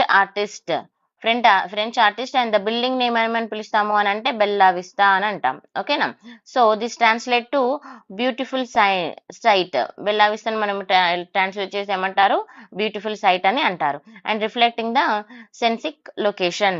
next constructed in 1905 by, చూడండి ఎవరు కన్స్ట్రక్ట్ చేశారు అని అంటే ముస్లిద్దీన్ మహమ్మద్. ఎవరు, ఈ పేరు మనం చూసుకోవాలి, అంటే ఇలాంటి స్పెసిఫిక్ గా కాదు, కొన్నిసార్లు చూసుకోవాల్సి ఉంటుంది, ఓకేనా. తర్వాత the chief justice of high court was later purchased by the last Nizam name. తర్వాత ఎవరు కొన్నారు అని అంటే దాన్ని పర్చేస్ చేసిన వాళ్ళు మన చీఫ్ జస్టిస్ ఆఫ్ హైకోర్టు తీసుకున్నారు. తర్వాత ఇంకా ఈ ఇన్ఫర్మేషన్ తీసుకుంటే చూడండి ఇక్కడ ఇది తీసుకుంటే ద ప్యాలెస్ ఓవర్ లుక్స్ అది అసలు ఎలా ఉంటుంది లుక్ అని అంటే హుస్సాన్ సాగర్ లేక్ ఏదైతే ఉందో మనకి దాని ఒక న్యూ హౌసెస్ అది తీసుకుంటే దాని ఓవర్ లుక్ కనిపిస్తుంది. ఇప్పుడు దాన్ని మనం ఏమంటాం, ASIC అంటాం. ASIC అంటే ఏంటి అంటే మరి administrative staff college of India, ఇది మనం చూసుకోవాలి. తర్వాత ASIC ని మరి ఎప్పుడు ఎస్టాబ్లిష్ చేశారు అని అంటే 1956 లో ఎస్టాబ్లిష్ చేశారు. ఎలా ఏంటి అని అంటే జాయింట్లీ బై ఎవరు మరి గవర్నమెంట్ ఆఫ్ ఇండియా అండ్ ఇంకెవరు, industry representative services and autonomous institutions. ఎందుకు ఇది అని అంటే for trained the civil service development కోసము, ట్రైనింగ్ కోసము ఇది తీసుకోవడం జరిగింది. ఇది ఇంపార్టెంట్ మనకు యూపీఎస్సీ పాయింట్ ఆఫ్ వ్యూలో కూడా ఈ టాపిక్ నేర్చుకోవడం అనేది ఇంపార్టెంట్, ఓకేనా. తర్వాత లేక్ వ్యూ గెస్ట్ హౌస్, మరి లేక్ వ్యూ గెస్ట్ హౌస్ ఎక్కడుంది అనండి, తెలంగాణలో ఉంది. మరి లేక్ వ్యూ గెస్ట్ హౌస్ ఏంటిది అని అంటే official residence of Telangana government. So lake view guest house తీసుకుంటే మరి ఇది ఎక్కడ మనకు కనిపిస్తుంది అంటే మనకి రాజ్భవన్ రోడ్ ఉంది కదండి. సో రాజ్భవన్ రోడ్ లో కనిపించడం జరుగుతుంది. ఓకేనా. మరి ఇది ఎప్పుడు ఏర్పాటు చేశారంటే 2005 లో కట్టడం జరిగింది. అండ్ ఇప్పుడు ప్రజెంట్ గా మనం తీసుకుంటే the official residence of Andhra Pradesh of chief minister అది ఎప్పుడు ప్రీవియస్ గా తీసుకున్నప్పుడు 2009 వరకు ఉంది. తర్వాత ఎర్రమంజిల్. సో ఎర్రమంజిల్ అందరికీ తెలుసు. ఇప్పుడు ఎర్రమంజిల్ అనగానే మనకు గుర్తొచ్చేది షాపింగ్ మాల్ జనరల్ గా. బట్ ఎర్రమంజిల్ యొక్క చరిత్ర ఏంటి అనేది మనం చూసుకోవాలి. So what is the Erramanzil? Erramanzil is an expensive palace. ఓకేనా. It is an expensive palace stand and hillock along with the Khairatabad Panjagutta road Hyderabad. అది ఎక్కడ ఉందని చూస్తున్నాం. జనరల్ గా హైదరాబాద్ వాళ్ళకైతే ఎర్రమంజిల్ తెలుసు. ప్రజెంట్ అందరికీ కూడా ఎర్రమంజిల్ అంటే ఐడియానే ఉంటుంది. ఎందుకంటే మనకి మెట్రో స్టేషన్ కూడా ఉంది కాబట్టి. సో దాని చరిత్ర తీసుకుంటే మనకి 1870 ఎవరు దాన్ని నిర్మించింది అని అంటే ఎవరు నవాబ్ సఫ్దర్ జంగ్ ముషర్. నవాబ్ సఫ్దర్ జంగ్. సో సఫ్దర్ జంగ్ అనేది మనకి ఢిల్లీలో కూడా ఉంటుంది. ఓకేనా. సో అదొక ఫేమస్ ప్లేస్ కూడా. సో నవాబ్ సఫ్దర్ జంగ్. ఓకేనా. సో నవాబ్ సఫ్దర్ జంగ్ ముషీర్ ఉద్ దౌలా ఫారూక్ ముల్క్ అతను మనకి దాన్ని ఉల్లి చేయడం జరిగిందండి. తర్వాత మరి ఇది ఇప్పుడు ఎక్కడ ఉంది అని అంటే హైదరాబాద్ లో ఉంది, చూసుకోవాలి. ఇది ఆర్కిటెక్చరల్ హెరిటేజ్.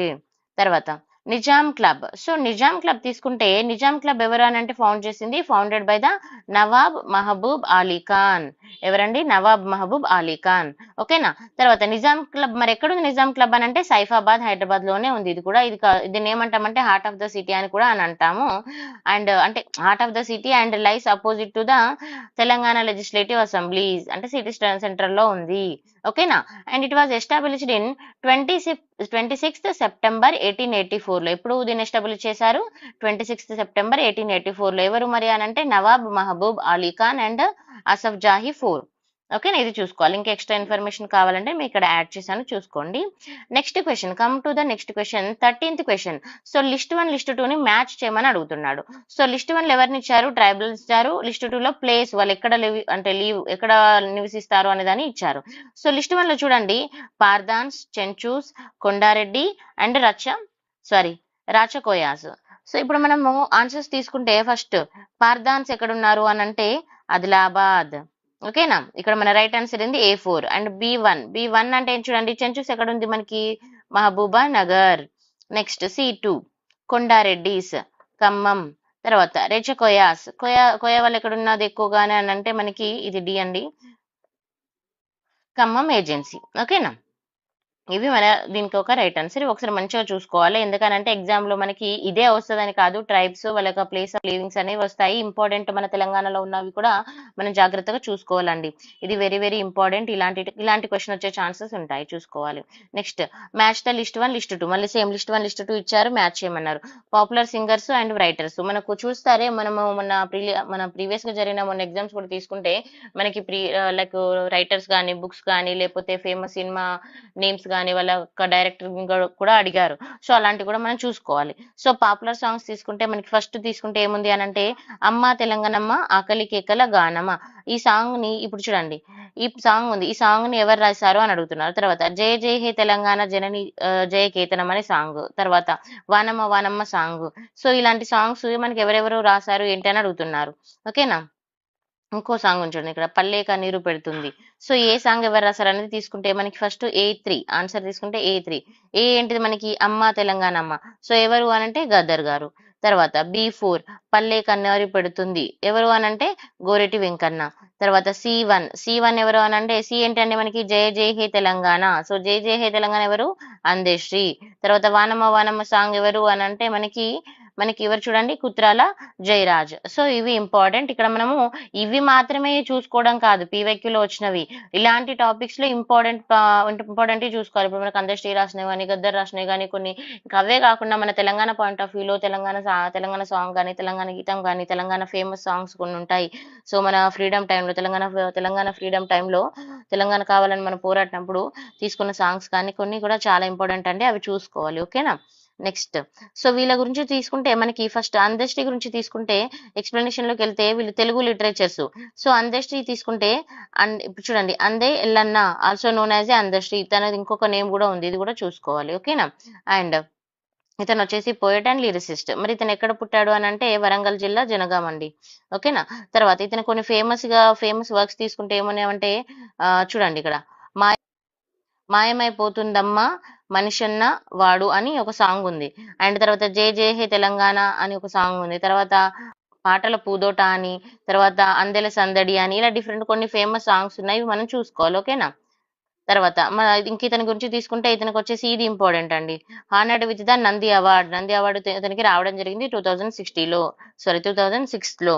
తర్వాత ఇంకోటి చూడండి, Bhagyanagar city cultural art academy recognize చేసింది ఏమని, సహజ కవి కోకిల అని ఇతన్ని రికగ్నైజ్ చేసింది. ఎప్పుడైనా మనం గుర్తుపెట్టుకోవాల్సిన విషయం ఏంటంటే ఇక్కడ మనము ఎవరైనా రైటర్ కానీ లిటరేటర్ కానీ వీళ్ళ గురించి చదువుకున్నప్పుడు వాళ్ళకి ఏమైనా హానర్స్ వచ్చాయా, వాళ్ళకి ఏమైనా నోబెల్ ప్రైజ్ వచ్చాయా, అండ్ వాళ్ళకి స్పెసిఫిక్ గా ఏమైనా బిరుదులు లాంటివి ఉన్నాయా అనేది కూడా మనం చూసుకోవాలి. ఓకేనా. నెక్స్ట్ గద్దర్ గురించి తీసుకుంటే ద రివల్యూషనరీ ఆర్టిస్ట్. ఓకేనా. సో మరి గద్దర్ గురించి తీసుకుంటే ఆయన పూర్తి పేరు తీసుకుంటే గుమ్మడి విఠల్. ఓకేనా, Gummadi Vittal. And actually participated in 1969 Telangana agitation. 1969లోనే ఆయన పార్టిసిపేట్ చేశారు. ఇంకా ఆయన ఫస్ట్ ఆల్బమ్ టైటిల్ తీసుకుంటే గదర్. ఓకేనా. So later become his name, తర్వాత ఆయన ఆల్బమ్ నేమ్ అతని నేమ్ గా మారడం అయితే జరిగింది. అండ్ అతని నేమ్ కూడా మనం చూసుకోవాలండి. ఓకేనా. నెక్స్ట్ అండ్ ఇంకా ఇతను ఫేమస్ మనం కొన్ని తీసుకుంటే చూడండి, పొడుస్తున్న పొద్దు మీద, ఇది అందరికీ తెలిసిన సాంగ్ కదా. సో ఇలాంటి కొన్ని ఉన్నాయి. తర్వాత అమ్మ తెలంగాణమ్మ, ఆకలి కేకల గానమ్మ, తర్వాత బండెనక బండి కట్టి, 16 బళ్ళు కట్టి, సంథింగ్ లైక్ దట్ సాంగ్స్.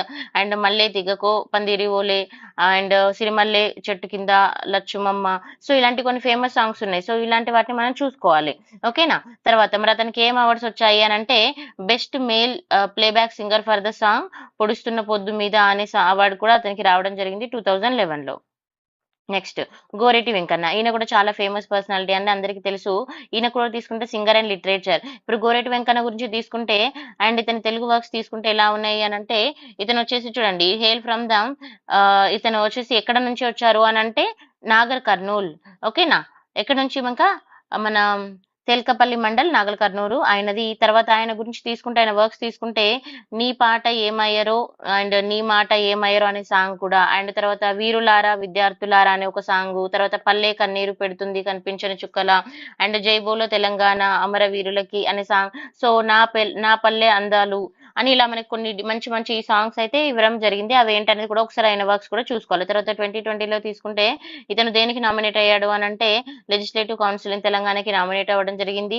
తర్వాత he received the Kaloji Narayanarao award. ఇతనికి ఏం అవార్డు వచ్చిందండి, కాళోజీ నారాయణరావు అవార్డు అనేది రావడం జరిగింది తెలంగాణ గవర్నమెంట్ 2006లో. ఓకేనా, 2016లో. తర్వాత జయరాజ్, మరి జయరాజ్ గురించి తీసుకుంటే మనకి వానమ్మ వానమ్మ సాంగ్ అయితే చాలా ఫేమస్ కదా. ఒక్కసారి వచ్చిపోవమ్మ వానమ్మ. సో ఇలాంటి గొప్ప గొప్ప సాంగ్స్ కూడా ఇతను మనకు ఇవ్వడం జరిగింది. సో అతనికి కూడా ఏమైనా నోబెల్ ప్రైజెస్ వచ్చాయో కూడా మనం చూసుకోవాలి. ఓకేనా. Next come to the 15th question. 15th question వచ్చేసి ఏంది, లిస్ట్ 1 లిస్ట్ 2. సో సేమ్ ఇక్కడ చూడండి, Telangana central movies and Telangana directors, directors, Telangana వచ్చిన మూవీస్ వాళ్ళకు డైరెక్టర్స్. ఇది మనకు రీసెంట్ గా క్వశ్చన్ కూడా వచ్చింది. సో ఇలాంటి వాటిని మనం మిస్ చేసుకోవద్దండి. ఫస్ట్ మూవీ వచ్చేసి ఏంటి, అంకుర్. తర్వాత ఒక ఊరి కథ. ఇంకోటి ఏంటి, విముక్తి కోసం. Next Komaram Bheem. So come to the answers. First A4 ఏ ఏంటి, అంకుర్ కి ఎవరు మనకి శ్యామ్ బెనగల్. తర్వాత B3. సో బి ఏంటి మనకి, ఒక ఊరి కథ. మరి దీనికి ఎవరు అని అంటే మృణాల్ సేన్. అండ్ సి వచ్చేసి ఏమిటి, విముక్తి కోసం. సో విముక్తి కోసం ఎవరు అని అంటే మనకి Uday Kumar. Next D1. So D తీసుకుంటే ఏంది మనకి కొమరం భీం. ఎవరనండి, అల్లాని శ్రీధర్. సో వీళ్ళ గురించి తీసుకుంటే మనకి ఫస్ట్ చూడండి, అసలు అంకుర్ అంటే ఏంటి, అంకుర్ మూవీ గురించి తీసుకుంటే అంకుర్ వచ్చేసి 1974లో వచ్చినదండి. సో దీనికి ఎవరు డైరెక్టర్ అంటే Shyam Benegal.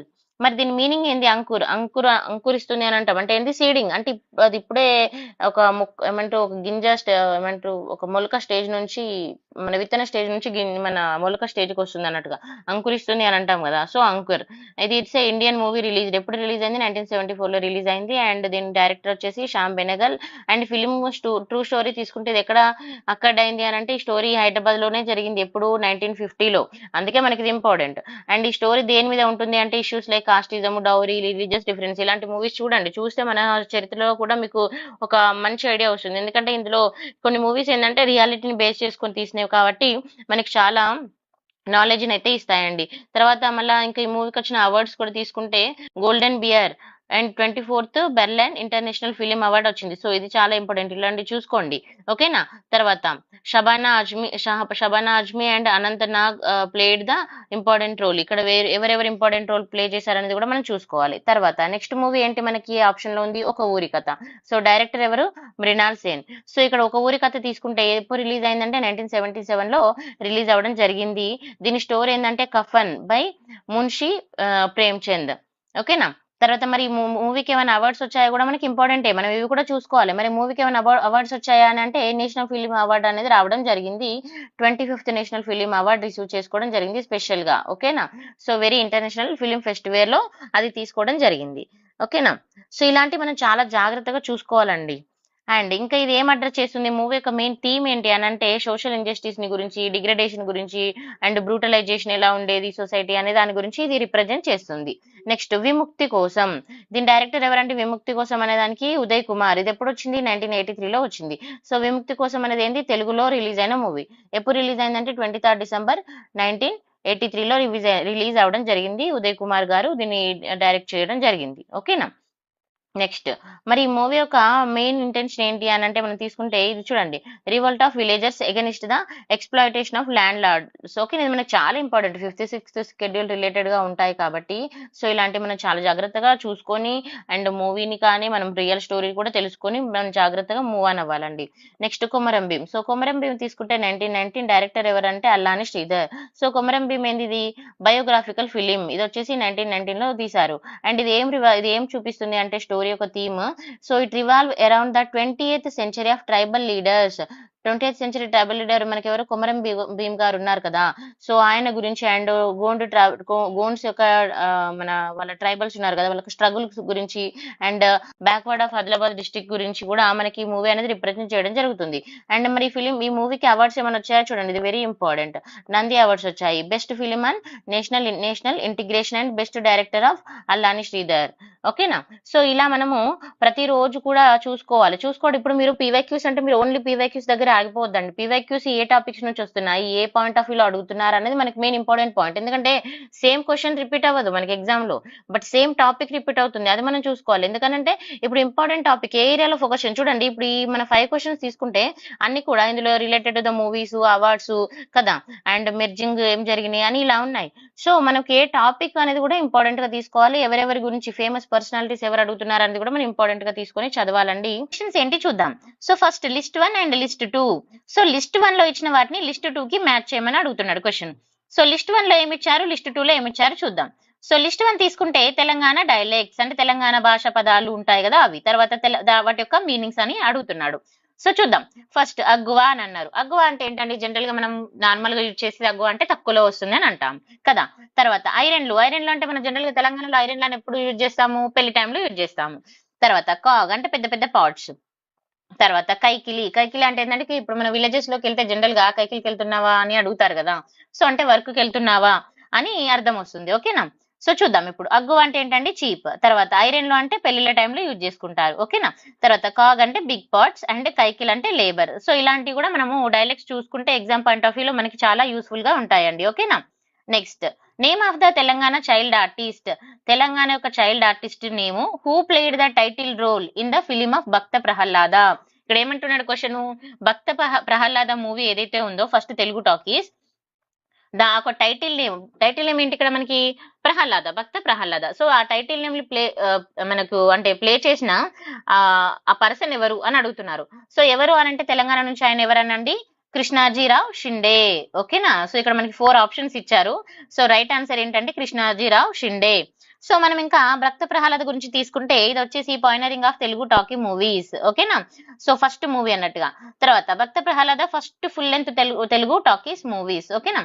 First full length movie ఎప్పుడు రిలీజ్ అయింది మరి, 1932లో రిలీజ్ అవ్వడం జరిగింది. మరి దీనికి డైరెక్ట్ ఎవరు చేశారు అంటే హెచ్ఎం రెడ్డి ఈ మూవీకి డైరెక్టర్ చేయడం జరిగింది. మరి ఈ మూవీ ఏ బేస్డ్ మీద ఉంది అంటే మైథాలజికల్ స్టోరీ ఆఫ్ నరసింహస్వామి. ఓకేనా. నెక్స్ట్ ఇంకా మనము మన కృష్ణారావు షిండే తీసుకుంటే ఆయన వచ్చేసి టైటిల్ రోల్ అయితే ప్లే చేయడం జరిగింది, దట్ ఈస్ కాల్డ్ ప్రహ్లాద. తర్వాత ఇంకా ఎవరెవరు ఉన్నారు మూవీలో ఆర్టిస్ట్ తీసుకుంటే మనము మునిపల్లె సుబ్బయ్య సారీ అండి మునిపల్ల సుబ్బయ్య తీసుకుంటే హిరణ్యకశిప చేశారు. తర్వాత సురభి కలవతి లీలావతి పాత్ర చేశారు. తర్వాత దొరస్వామి నాయుడు ఇంద్ర, ఎల్వి ప్రసాద్ మహబూబ్. అలా ఇలా కొన్ని మనం ఇంపార్టెంట్ పేర్లు చూసుకుంటే సరిపోతుంది. అన్ని నేమ్స్ అవసరం లేదు, but important key role play చేసిన వాళ్ళ నేమ్స్ అండ్ డైరెక్టర్స్ ఇవి మనం చూసుకోవాలి తెలంగాణ మూవీస్ మీద. Next, what is the important Prahlada movie యొక్క ఇంపార్టెంట్ ఏంటి తీసుకుంటే first ever talking movie film, ఇది ఫస్ట్ మూవీ. ఓకేనా. తర్వాత and it is a milestone development in Telugu cinemas. Telugu సినిమాకి ఒక మైల్ స్టోన్ అని మనం చెప్పొచ్చు. అప్పటి నుంచి మన తెలుగు సినిమా అనేది స్టార్ట్ అవ్వడమే కానీ, లేకపోతే ఒక మంచి పేరు రావడమే కానీ, అండ్ రిలీజియస్ బేస్ గా కానీ, ఎపిక్ గా కానీ ఒక మంచి క్రెడిట్ తీసుకొచ్చిన మూవీ అని చెప్పొచ్చు. తర్వాత భక్త ప్రహ్లాద అనేది ఆ మూవీ సక్సెస్ఫుల్ గా రన్ అయింది అండ్ చాలా సక్సెస్ అయింది మూవీ, ఆ విషయం అందరికీ తెలిసిందే. అండ్ ఇప్పటికీ కూడా మనం చూస్తే చూడాలనిపించే మూవీ అండి. సో అలాంటి మన తెలుగు ఇండస్ట్రీ, మన తెలుగు మూవీస్, మన తెలంగాణ మూవీస్ ఏమైనా ఉంటే మీరు లిస్ట్ అవుట్ చేసుకొని పెట్టుకోవాలి, ఎందుకంటే ఎగ్జామ్ పాయింట్ ఆఫ్ వ్యూలో అవి చాలా ఇంపార్టెంట్. ఓకేనా. Next, come to the next question. Name of the public sector company. ఓకేనా. Name of the public sector company established by the last Nizam. ఎవరి చేత? లాస్ట్ నిజాం చేత. And who was closed by the government of AP headed by Chandrababu Naidu. ఇక్కడ ఏమంటున్నాడు, last ఒక public sector company last establish ఎవరు? నిజాం వాళ్ళు establish చేసిన లాస్ట్ కంపెనీ, దాన్ని ఎవరు క్లోజ్ చేశారంట? AP government. మరి అప్పుడు ఎవరున్నారు? చంద్రబాబు నాయుడు గారు ఉన్నారు. సో ఆయన క్లోజ్ చేయించిన ఆ కంపెనీ పేరేంటి అని అడుగుతున్నారు. సో ఇప్పుడు చూడండి, ఇక్కడ ఆప్షన్స్ ఇచ్చాడు. ఐడిపిఎల్ ఇప్పటికే ఉందా లేదా, తర్వాత డిఆర్డిఎల్ ఉందా లేదా, హెచ్ఎంటి ఉందా లేదా, మరి ఏం లేదండి అల్విన్. ఓకేనా. సో ఇవి చూసుకోవాలి. ఇప్పుడు మన ప్రజెంట్ ఇవి కూడా ఉన్నాయా, లేకపోతే క్లోజ్ అయినా ఏమైనా ఈ కంపెనీస్ కూడా మనం చూసుకోవాలి. ఓకేనా. Next, come to the explanation. Hyderabad Alvin limited. Hyderabad Alvin limited తీసుకుంటే ఇది వచ్చేసి historical engineering and manufacturing company. ఇది ఒక హిస్టారికల్ కంపెనీ అండి. అండ్ మరి ఎప్పుడు ఎస్టాబ్లిష్ చేశారు అని అంటే, ఇది వచ్చేసి మనకి అల్విన్ మెటల్ వర్క్ కోసం దీన్ని ఎస్టాబ్లిష్ చేయడం జరిగింది. ఒరిజినల్ గా ఇప్పుడు 1942లో స్వతంత్రం రాకముందండి, అందుకే లాస్ట్ నిజాం అని చెప్పారు. ఓకేనా. సో దీన్ని ఎవరెవరు ఎస్టాబ్లిష్ చేశారు? నిజాం గవర్నమెంట్, అప్పుడున్న నిజాం గవర్నమెంట్ అండ్ ఆ టైంలో వాళ్ళు ఎస్టాబ్లిష్ చేయడం జరిగింది. తర్వాత next, divorce product and range. ఈ కంపెనీ ఏం చేస్తుంది, ఇందులో ఏమేమి ఇన్వాల్వ్ అవుతున్నాయని అడుగుతున్నాడు. సో గూడ్స్ అండ్ మ్యానుఫ్యాక్చరింగ్, దాంతో పాటుగా లైక్ చూడండి automobiles, scooters, coach building. So ఇలా మనం ఇవన్నీ రిఫ్రిజిరేటర్స్ ఇవన్నీ కూడా ఇక్కడ తీసుకురావడం అయితే జరిగింది అన్నట్టుగా. సో 1970s 1980 టైంలో తీసుకుంటే అల్విన్ రిఫ్రిజిరేటర్స్, వాచెస్ కూడా మనము చూస్తాము. సో నెక్స్ట్ తర్వాత ఏమైంది, మరి క్లోజ్ అయింది. మరి క్లోజ్ అవడానికి రీజన్స్ ఏంటి అని అంటే, కంపెనీ అనేది చాలా లాసెస్ లోకి వెళ్ళిపోయిందండి. సో అప్పుడు ఏమైంది, మేనేజ్మెంట్ అనేది మిస్ మ్యాచ్ అయిపోయింది.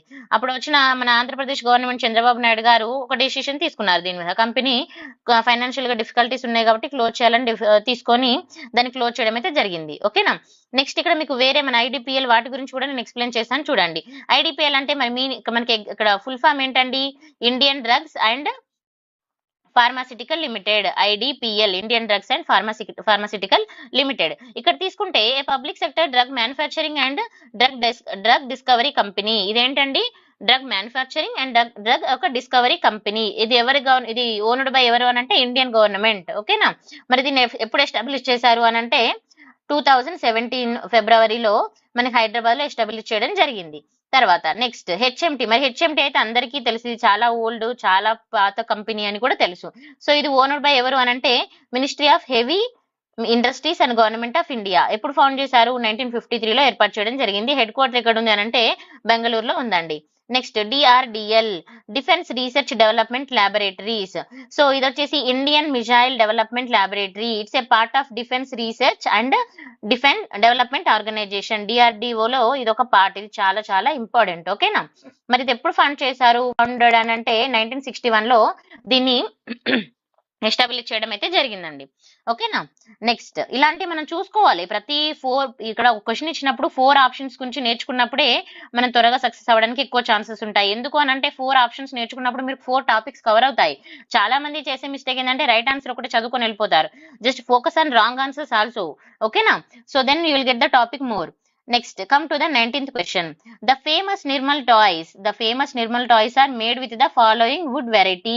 ఇక్కడ ఏమంటుండండి, ఫేమస్ నిర్మల్ టాయ్స్ తీసుకుంటే it's made with the following wood variety. Wood వెరైటీతో మనకి ఇక్కడ నిర్మల్ టాయ్స్ అంటే చాలా మందికి తెలిసిందే, చాలా ఫేమస్ అని, అండ్ వుడ్ తో చేస్తారని, చెక్క బొమ్మలు అని అంటారు కదా, సో చేస్తారని. సో మరి ఇక్కడ ఏది ఇక్కడ వుడ్ వెరైటీలో ఫేమస్ అంటే ఏ టైప్ ఆఫ్ వుడ్ ఎక్కువ వాడతారు అని అంటే చూడండి, plywood, softwood, sandalwood and hardwood అన్నారు. సో జనరల్ గా మనం ఏం వాడతాం ఇక్కడ నిర్మల్ టాయ్స్ లో సాఫ్ట్వుడ్ వాడడం అయితే జరుగుతుంది. సో నిర్మల్ టాయ్స్ అనేది చాలా ఇంపార్టెంట్ టాపిక్. ఇక్కడ మనకి జిఐ ట్యాగ్స్ కూడా ఉంటాయి. ఇవన్నీ కూడా మనం చూసుకోవాలి. ఓకేనా? సో నిర్మల్ ట్యాగ్స్ తీసుకున్నప్పుడు దానికి ఇంపార్టెంట్ ఏంటి చూద్దాం. సో ఫస్ట్ ఇక్కడ చూడండి, Nagesh craftsman and artist are known as their skill creating the existing of the wood toys and paintings and collectively called the Nirmal art. So ఇక్కడ డెఫినేషన్ ఆఫ్ నిర్మల్ ఆర్ట్ అనేది ఇవ్వడం జరిగింది.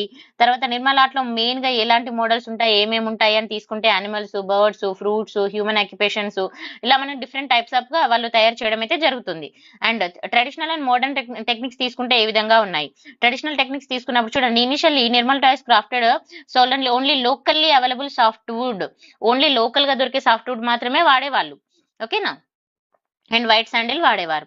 తర్వాత modern times తీసుకున్నప్పుడు ఏమైంది అంటే local softwood and enhance they vibrant deco painting.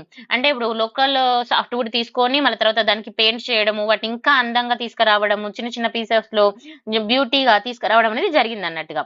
ఓకేనా? Next cinematic tribute. Cinematic tribute తీసుకుంటే ఏముంటదండి మనకి ఇక్కడ. సినిమాటిక్ ట్రైబ్యూట్ అంటే ఏంటిది, ఇప్పుడు తెలుగు మూవీ తీసుకుంటే Radhakrishna. So Radhakrishna movie inspired by the artistry of charm. అంటే మనకు ఇప్పుడు రాధాకృష్ణ మూవీ ఉంది అంటే తెలుగు సినిమా కూడా ఇన్స్పైర్డ్ అయ్యి సినిమా తీయడం జరిగింది. నిర్మల ఆర్ట్ మీద ఒక మూవీ ఉంటుంది. సో ఆ మూవీ ఏంటి అని చాలా మందికి తెలియదు. సో చూడండి, దాని మూవీ నేమ్ రాధాకృష్ణ. అండ్ ఇలా మనకి మన కల్చర్ మీద, మన తెలంగాణ కల్చర్ మీద, మన భాష మీద, మన భావాల మీద అండ్ మన పండుగల మీద కూడా చాలా మూవీస్ అనేది రావడం జరిగింది. అలాంటి వాటిని మనం ఎగ్జామ్ పాయింట్ ఆఫ్ వ్యూలో జాగ్రత్తగా చదువుకోవాలి. ఓకేనా? సో నిర్మల్ టాయ్స్ మీద వచ్చిన మూవీ ఏంటి కూడా మనము క్వశ్చన్స్ అడిగే ఛాన్స్ ఉంటుంది. అలాంటివి కూడా చూసుకోవాలి. తర్వాత రికగ్నైజేషన్ అండ్ జియోగ్రఫికల్ ఇండికేషన్, ఇది చాలా చాలా ఇంపార్టెంట్. జియోగ్రఫికల్ ఇండికేషన్స్ ఏమేమి ఉన్నాయో అన్ని చూసుకోవాలండి. మన నిర్మల్ టాయ్స్ కి ఎప్పుడు వచ్చింది అంటే 2009 లో రావడం జరిగింది. ఓకేనా? Next come to the next question. The vision 2020 document.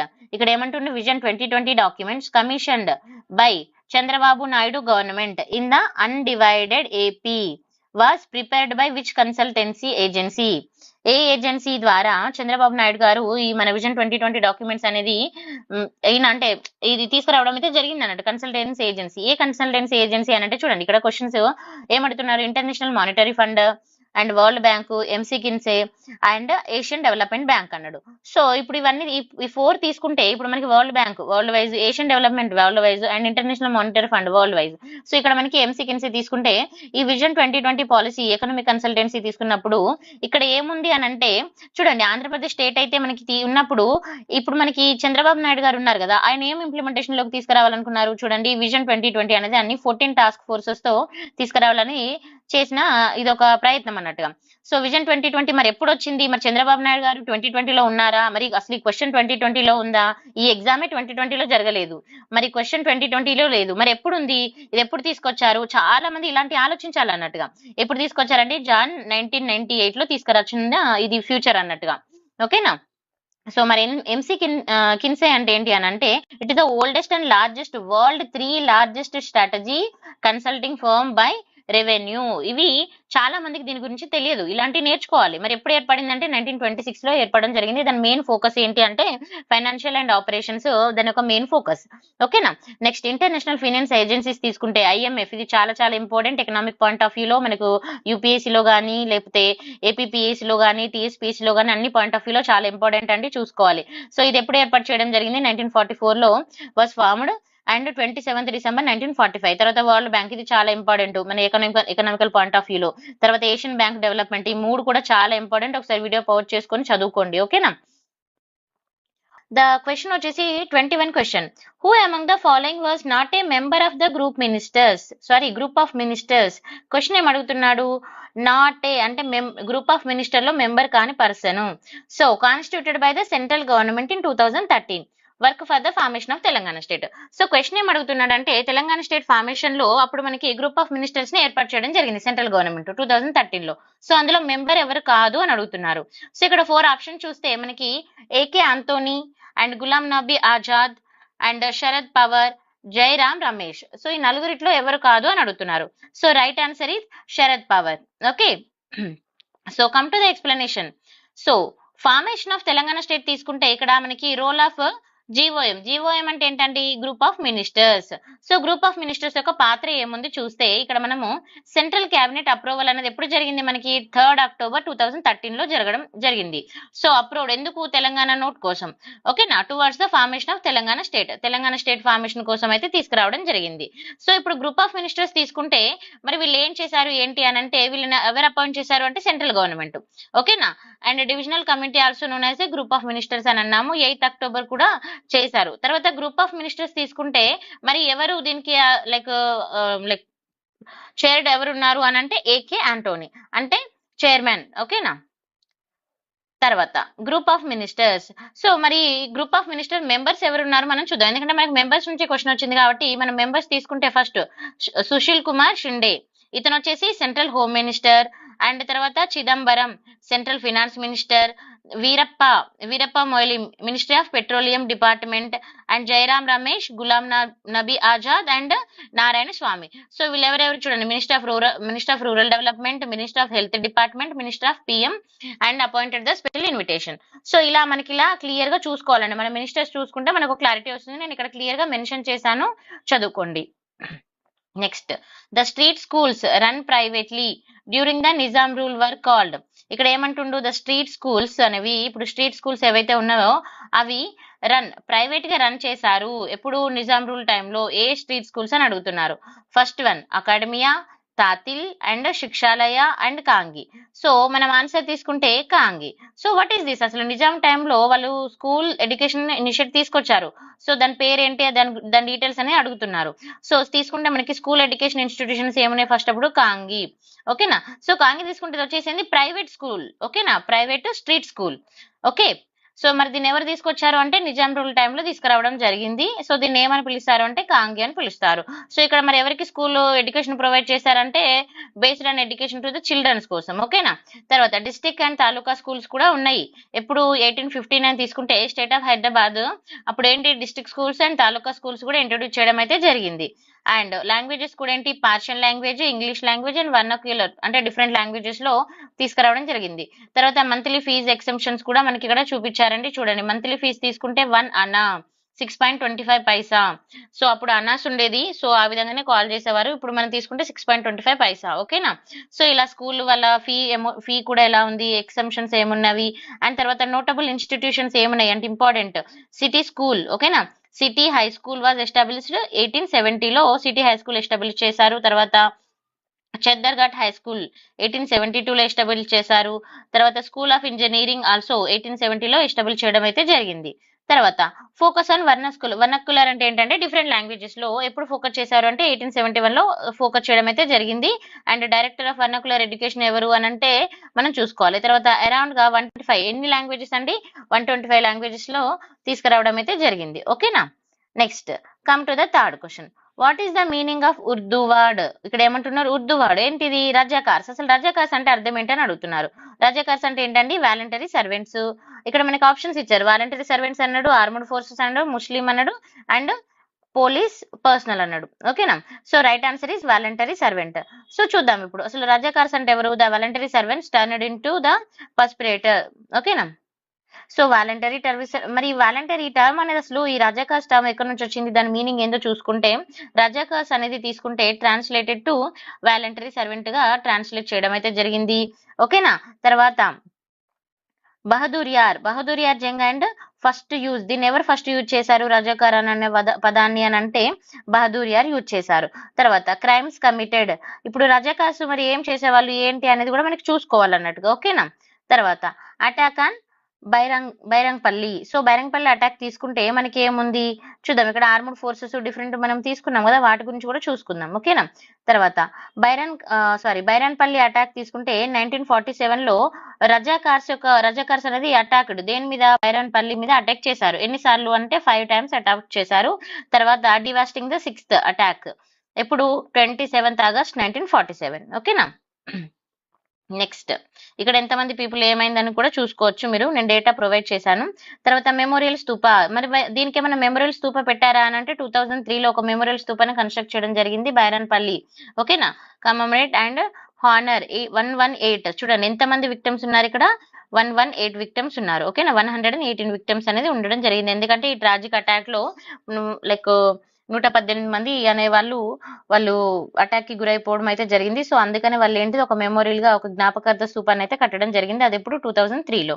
ఓకేనా, తర్వాత వైలెన్స్ ఇన్ గుండ్రాయిపల్లి విలేజ్. సో ఇక్కడ ఇంకెక్కడ ఇప్పుడు మనకు ఒక విలేజ్ ఏంటంటే బైరంపల్లి, ఇంకోటి ఏంది గుండ్రాయిపల్లి. సో అది ఎక్కడ ఉంది చూద్దాం. దాని గురించి తీసుకుంటే ఇక్కడ రజాకార్ లీడర్స్ కూడా ఇక్కడ బ్రూటల్ ఇన్సిడెంట్ అయితే జరిగింది ఇక్కడ. ఓకేనా, అంటే చాలా దారుణమైన ఇన్సిడెంట్ అయితే జరిగింది. అప్రాక్స్ ఒక 20 పీపుల్స్ కూడా ఇక్కడ వాళ్ళు ఈ వైలెన్స్ యాక్ట్ లో చనిపోవడం అలాంటివి జరిగాయి అన్నట్టుగా.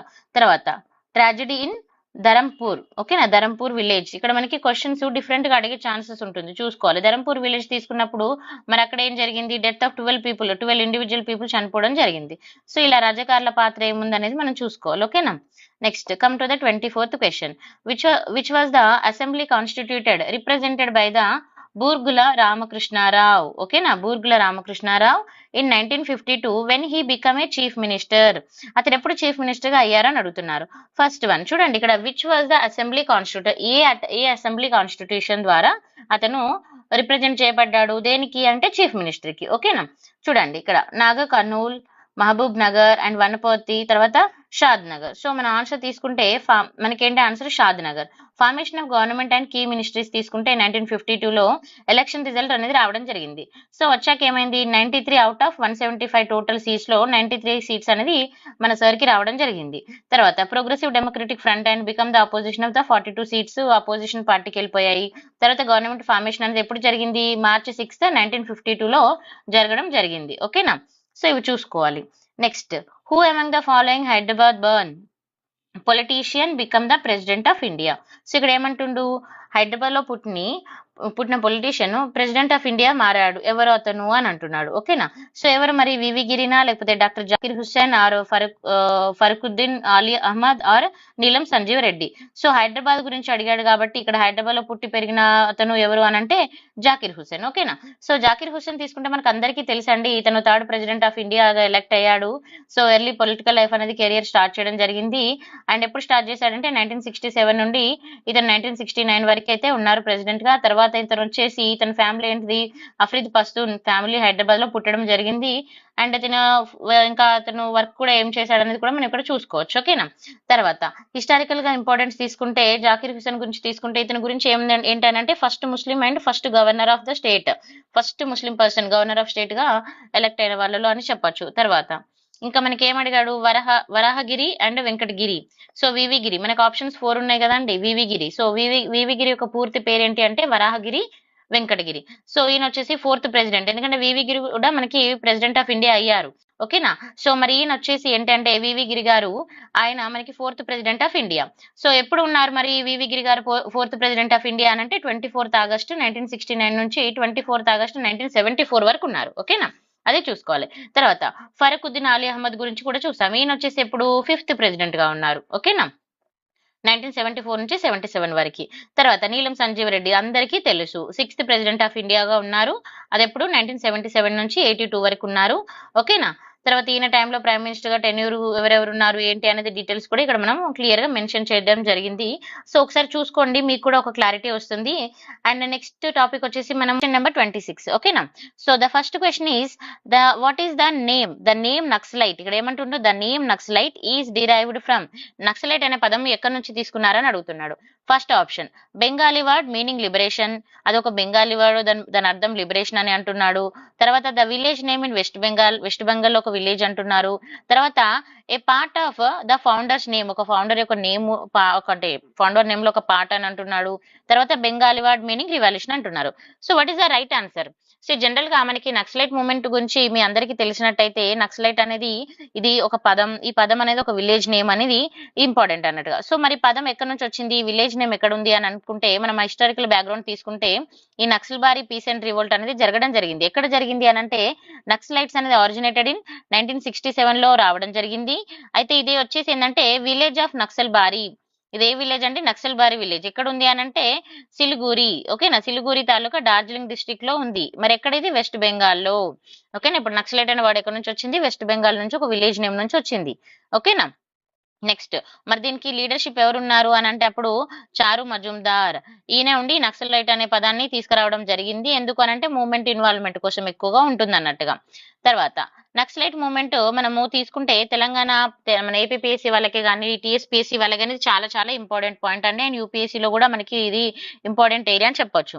అయితే నక్సలైట్ మూవ్మెంట్ తీసుకుంటే మనకి ఆంధ్రప్రదేశ్లో ఎస్పెషల్లీ శ్రీకాకుళంలో మనకి ఇది ఎక్కువగా ఉంటుంది. అండ్ ఆఫ్టర్ దట్ ఎందుకు మరి అక్కడ ఎందుకు జరుగుతుంది ఎందుకు జరిగింది అని అంటే అక్కడ జనరల్ గా ఏమైంది అంటే ట్రైబల్స్ ఎగనిస్ట్ అయ్యారు. ఎవరికి అని అంటే ల్యాండ్ లార్డ్స్ కి, మనీ లెండర్స్ కి అండ్ ఫారెస్ట్ డిపార్ట్మెంట్ కి. మరి ఎందుకు వాళ్ళకి ఎగనిస్ట్ అయ్యారు? ల్యాండ్ లార్డ్స్ ప్రాబ్లమ్స్ ఏంటి అని అంటే చూడండి, ఇప్పుడు అప్పుడు ఏంటి, వాళ్ళకి కొంచెం డబ్బు కావాల్సి వచ్చింది అనుకోండి, వీళ్ళు ఏం చేసేవాళ్ళు, కొంచెం మనీ లెండర్స్ కొంచెం మనీ ఇచ్చి వాళ్ళ పేపర్స్ మీద సంతకాలు పెట్టించేసుకొని ఆ పేపర్స్ లాగేసుకోవడము, వాళ్ళ ల్యాండ్ ని లాగేసుకోవడము. తర్వాత ల్యాండ్ లార్డ్స్ కూడా ఎక్కువ ల్యాండ్ లార్డ్స్ ఉన్న వాళ్ళు ఏం చేస్తారండి, ల్యాండ్ ని లాగేసుకుంటారు. తర్వాత ఫారెస్ట్ డిపార్ట్మెంట్ అలా డిఫరెంట్ సైడ్ నుంచి వాళ్ళకి ఇష్యూస్ రావడం అనేది జరిగింది.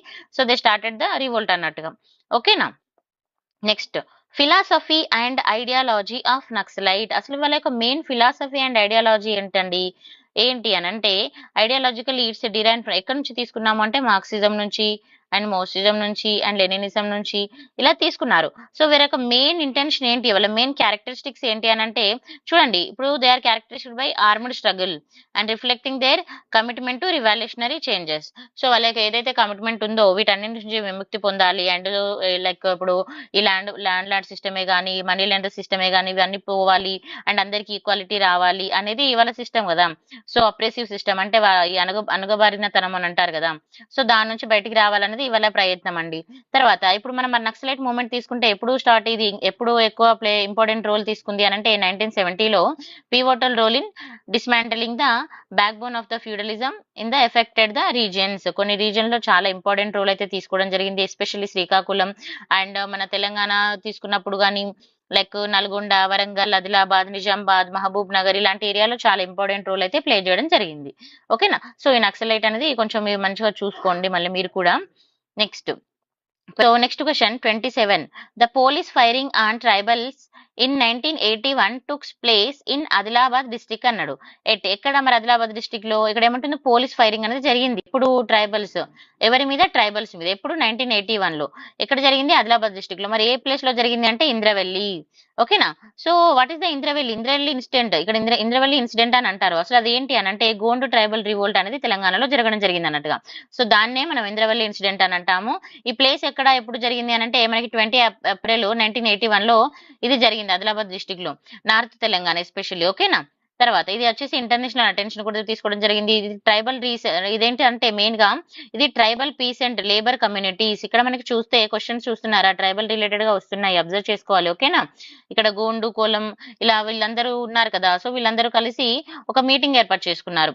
అక్కడ ఉన్న పీసెంట్స్ అందరూ మీటింగ్ ఏర్పాటు చేసుకున్న మీటింగ్ ఎక్కడ పెట్టుకున్నారు అంటే ఇంద్రవల్లిలో పెట్టుకున్నారు. ఓకేనా.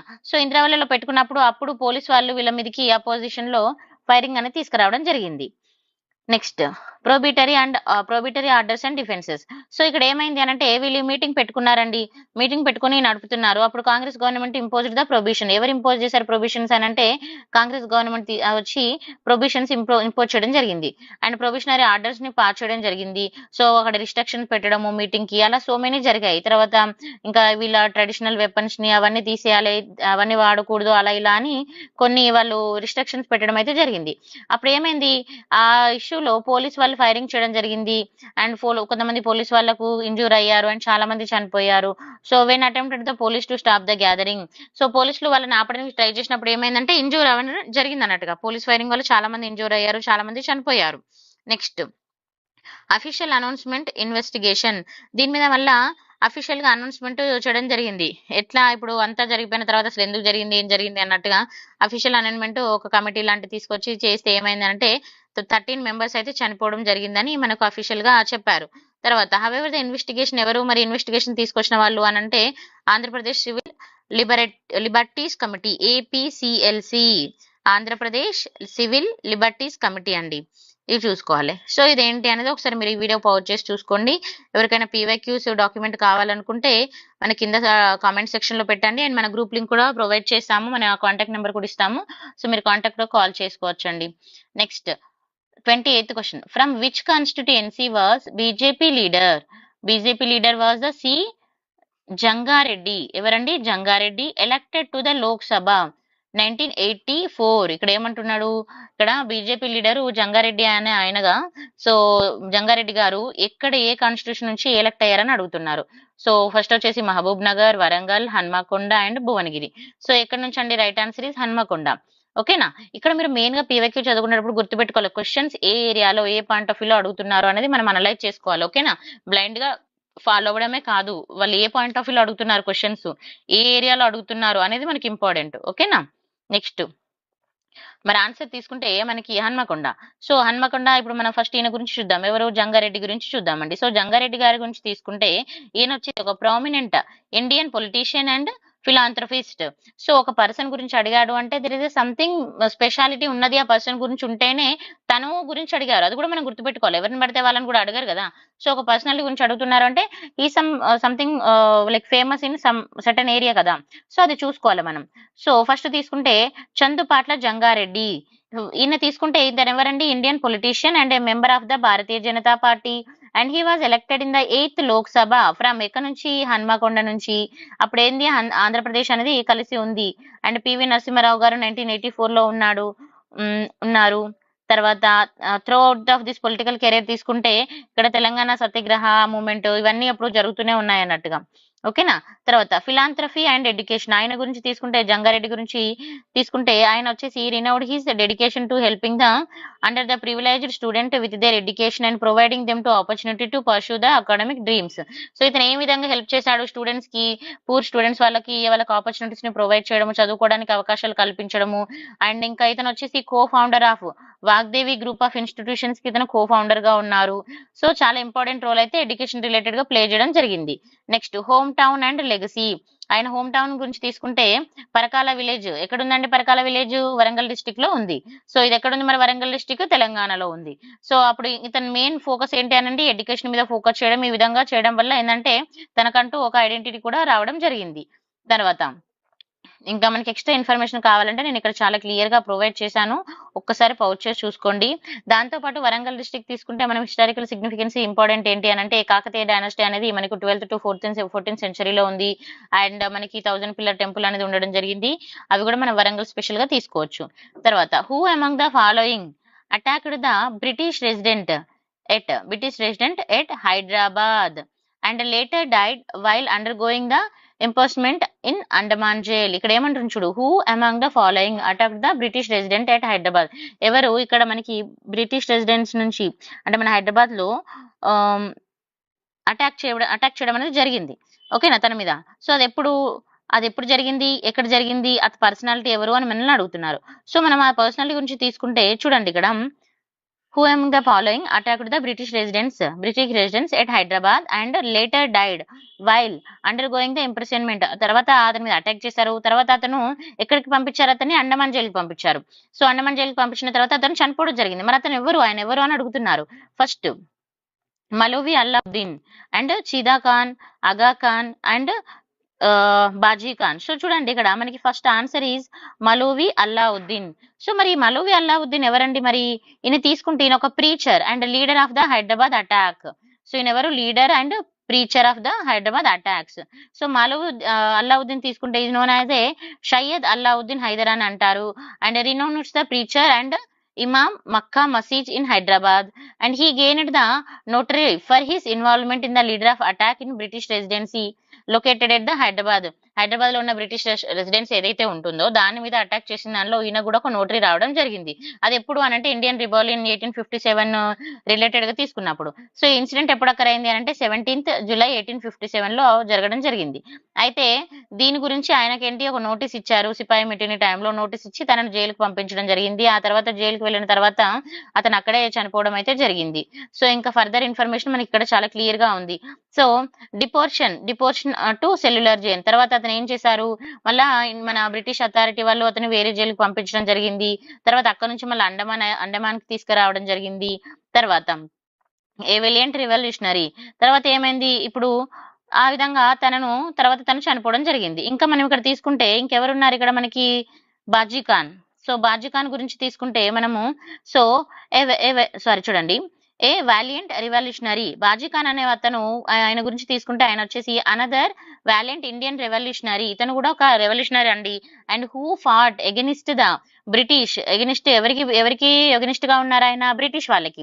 ఓకేనా? ఎప్పుడు అనంటే ఇండియన్ రివలెంట్ టైంలో 1857. చూడండి ఇక్కడ మనం తీసుకుంటే ఇక్కడ ఈ story related to the 1857 revolt కి ఉంది. సో మనం తెలంగాణ మూవ్మెంట్ చదువుకునేటప్పుడు ఏం చదువుకోవాలి? 1857 రివోల్ట్ చదువుకున్నప్పుడు అది తెలంగాణ రిలేటెడ్ గా కూడా ఏ విధంగా ఉంది, తెలంగాణలో ఎవరెవరు పార్టిసిపేట్ చేశారు, ఎవరెవరికి ఏ విధంగా వాళ్ళు సపోర్ట్ చేశారు, అండ్ సపోర్ట్ చేసిన వాళ్ళని బ్రిటిష్ గవర్నమెంట్ ఏ విధంగా వాళ్ళని పనిష్ చేసింది, అండ్ మనం ఇంకే విధంగా సక్సెస్ అయ్యామా, ఈ విధంగా అన్ని విధాలుగా కూడా మనం చూసుకోవాలి. ఓకేనా? తర్వాత ఈయన కూడా సపోర్ట్ చేశారు. మరి ఇప్పుడు ఏమైంది? ఇతను వచ్చేసి మరి ఎక్కడ ఉన్నారు? ఇతను వచ్చేసి హైదరాబాద్ వాసి, అండ్ ఇతను హైదరాబాద్ కోసం ఫైట్ చేయడం అయితే జరిగింది. తర్వాత ఇంక ఇతని కాంట్రిబ్యూషన్ తీసుకుంటే ఫ్రీడమ్ ఫైటింగ్ లో ఇతను కూడా పార్టిసిపేట్ చేశాడు. అండ్ ఆ తర్వాత వీళ్ళిద్దరు కూడా మనకి 1857 రివోల్ట్ లో పార్టిసిపేషన్ లో ఉన్న వాళ్ళుగా మనం చూసుకోవచ్చు. Next, who organized the campaign go to village. ఎప్పుడు ఏమంటున్నాడు? హూ ఆర్గనైజ్ ద క్యాంపియన్ లో ఏమంటున్నాడు? గో టు విలేజ్ డ్యూరింగ్ 1970లో. ఇక్కడ ఏమంటున్నారండి? క్యాంపియన్ లో గో టు విలేజ్ కి వెళ్దామని అంటున్నారు. సో అదేంటిది చూద్దాం. హూ ఎవరన్నారు? రాష్ట్రీయ స్వయం సేవక్ సంఘ్, గ్రామ రక్షణ దళం, student federation of India and radical student union. ఇక్కడ ఈ 4 యూనియన్ లో ఎవరు విలేజెస్ కి వెళ్దామని అన్న వాళ్ళు అని అంటే రాడికల్ స్టూడెంట్ యూనియన్. సో మరి ఇది ఏంటి అసలు అని చూసుకుందాం మనం first. So first PDSU. What is the PDSU అండి? Progressive domestic student union and the emergency of radical student union. అదినే RU అని కూడా అంటారు. సో మరి PDSU ఎప్పుడు స్టార్ట్ అయింది? 1974 లో రావడం జరిగింది. మరి దీనికి మెయిన్ గా లీడర్షిప్ ఎవరు అని అంటే సీతారామయ్య అండ్ చంద్రపుల్లారెడ్డి. సో ఇవి చూసుకోవాలి లీడర్షిప్ ఎవరు అనేది కూడా. తర్వాత మళ్ళీ దీని పేరేంటి? ఇది PDSU ఫుల్ ఫామ్ కూడా చూసుకోవాలి. తర్వాత PDSU was a student organization. ఇది ఇంపార్టెంట్. PDSU అనేది స్టూడెంట్ ఆర్గనైజేషన్, పొలిటికల్ ఆర్గనైజేషన్ అని కూడా అడుగుతారు. సో ఆ పాయింట్ ఆఫ్ వ్యూలో చూసుకోవాలి. దీని మెయిన్ ఫోకస్ ఏంటంటే ideas and fighting for the student right. ఇది ఇంపార్టెంట్. అసలు PDSU మెయిన్ ఫోకస్ ఏంటి? వాళ్ళ యొక్క ఐడియాస్ ని షేర్ చేసుకోవడం, ఐడియాస్ చేయడము, అండ్ స్టూడెంట్స్ కి ఏదైతే ప్రాబ్లమ్స్ ఉన్నాయో వాళ్ళ రైట్స్ గురించి పోరాటం చేయడం అనేది ఇంపార్టెంట్. తర్వాత next, internal differences and formation of RU. అసలు ఇంటర్నల్ డిఫరెన్సెస్ ఏమొచ్చాయి, తర్వాత ఈ RU అనేది ఎందుకు ఫామ్ అయింది మరి PDF నుంచి అనంటే, however the months of July, August, September తీసుకుంటే 1974 లో ఇంటర్నల్ డిఫరెన్సెస్ అయితే రావడం జరిగింది PDSU లో. సో అప్పుడు ఏమైంది? ఆర్గనైజేషన్ అనేది స్ప్లిట్ అయింది. సో వాళ్ళకి ఇంటర్నల్ డిఫరెన్సెస్ అంటే వాళ్ళకి మధ్యలో ఒకరికొకరికి డిఫరెన్సెస్ రావడం జరిగింది. ఇప్పుడు మనం పొలిటికల్ పార్టీస్ తీసుకున్నా కూడా ఒకరికొకరు డిఫరెన్సెస్ వచ్చి వాళ్ళు ఇంకో పార్టీ పెట్టుకోవడమా లేకపోతే వెళ్ళిపోవడం ఇలాంటివి జరుగుతాయి కదా. సో అదే పాయింట్ ఆఫ్ వ్యూలో జరగడం అయితే జరిగింది. సో అప్పుడు ఏమైంది అలా జరిగినప్పుడు? So the student aligned with Chandra Pulla Reddy and K Sitaramayya ఇద్దరు ఏమైంది? ఇప్పుడు వీళ్ళిద్దరు కలిసి చేశారు. సో ఇద్దరు కలిసి చేశారు, ఇద్దరు సపరేట్ అయ్యారు. అప్పుడు మళ్ళీ వాళ్ళు చెరొకటిగా తీసుకోవడం జరిగింది. Sri prominent figure movement recommended the name radical student union. So ఈ రాడికల్ స్టూడెంట్ యూనియన్ ని రికమెండ్ చేసింది ఎవరు? శ్రీ గారు, గుర్తుపెట్టుకోండి. నెక్స్ట్, 12th October 1975 RU అనేది అఫీషియల్ గా స్ప్లిట్ అయింది. ఎప్పుడు? 1974 లో అది ఫామ్ అయితే, ఇష్యూస్ రావడం స్టార్ట్ అయితే మనకి 1974 లోనే వాళ్ళు స్టార్ట్ చేశారు. 75 లోపు ఇష్యూస్ వచ్చాయి. మళ్ళీ 75 లో RU అనేది స్ప్లిట్ అయిందండి. చూసుకోవాలి. ఇప్పుడు వీళ్ళు ఏమన్నారంటే గో టు విలేజెస్ క్యాంపియన్, ఒక క్యాంపెయిన్ స్టార్ట్ చేశారు. అదేంటి? Go to villages. So go to villages campaign అనేది స్టార్ట్ చేసి వీళ్ళు మొబిలైజేషన్ అయితే తీసుకురావడం జరిగింది. తర్వాత however government responded with the repressive and resulting arrest of torture over the 500 students ని టార్చర్ చేశారు చూడండి దీనివల్ల. తర్వాత నెక్స్ట్ ఇంకేమున్నాయండి మనకి? AIRSF. What is the AIRFS అంటే ఏంటంటే expansion and formation of all India revolutionary student formation. ఇది గుర్తుపెట్టుకోవాలండి. ఓకేనా? సో ద ఛాలెంజెస్ తీసుకుంటే RU continuous by the 5th state meeting held in the Tripura. So ఇలా మనకి డిఫరెంట్ ప్లేసెస్ లో ఉన్నాయి ఆల్ ఓవర్ ఇండియాలో. సో వాళ్ళందరూ కూడా మీటింగ్స్ పెట్టుకోవడం జరిగింది. ఇంకా అడిషనల్ ఇన్ఫర్మేషన్ తీసుకుంటే RSS, ఇది అందరికీ తెలిసిందే, రాష్ట్రీయ స్వయం సేవక్ సంఘ్. సో ఇది వచ్చేసి ఎప్పుడు స్టార్ట్ అయిందండి? 27th September 1925 లో స్టార్ట్ అయింది. ఓకేనా? RSS is a right wind and Hindu nationalist and paramilitary voluntary organization. And తర్వాత SFI అంటే ఏంటండి? చూసుకోవాలి. SFI వచ్చేసి ఏంటి? Student federation of India. SFI is a left wing student organization with communist ideologies and 24 functioning state committee. So ఇవి చూసుకోవాలి. ఇక్కడ మనకి ఏమేమి వచ్చాయి? RU వచ్చింది, AIRSF వచ్చింది, PDSU వచ్చింది. ఓకేనా? ఇంకేమొచ్చాయి మనకి ఆర్ఎస్ఎస్ వచ్చింది, ఎస్ఎఫ్ఐ వచ్చింది. సో ఇలాంటి మన వర్డ్స్ కూడా టెర్మినాలజీ కూడా చూసుకోవాలి. ఎగ్జామ్ లో ఏ పాయింట్ ఆఫ్ వ్యూలో అడుగుతున్నారు, ఇవే చదవాలని కాదు, అసలు ఏ పాయింట్ ఆఫ్ వ్యూలో, ఎడ్యుకేషన్ పాయింట్ ఆఫ్ వ్యూలో వాళ్ళ యొక్క ఏమేమి ఉన్నవి, తర్వాత రివల్యూషనరీస్ ఏం జరిగినవి, అప్పుడు తెలంగాణ పార్టిసిపేషన్ ఏముంది అని ఈ విధంగా మన క్వశ్చన్స్ అడగడం జరుగుతుంది. ఓకేనా? ఓకే అండి. సో రిమైనింగ్ నెక్స్ట్ రేపు ఒక 10 క్వశ్చన్స్ తో వద్దాము. అండ్ ఇంకా మీకు ఏదైనా డౌట్స్ ఉన్నా, మనకు ఏ విధంగా ఉన్నా కూడా మీరు కమెంట్ సెక్షన్ లో పెట్టచ్చు. And I'm trying to provide, మంచిగా మీకు ప్రొవైడ్ చేయడానికి అయితే నేను ట్రై చేస్తున్నాను. Thank you so much for watching అండి. మనకి ఈ వీడియో నచ్చినట్టయితే లైక్, షేర్ అండ్ సబ్స్క్రైబ్ చేయండి. ఎక్కువ మందికి రీచ్ అవుతుంది, ఎందుకంటే చాలా మంది ఇన్ఫర్మేషన్ కోసమే వెయిట్ చేస్తున్నారు. మనం అందరము కూడా ఒకరికొకరు షేర్ చేసుకొని ఒకరికొకరు సపోర్ట్ చేసుకుంటేనే అందరూ సక్సెస్ అవుతాము. సో థ్యాంక్ యూ అండి. Thank you so much for watching. All the best students.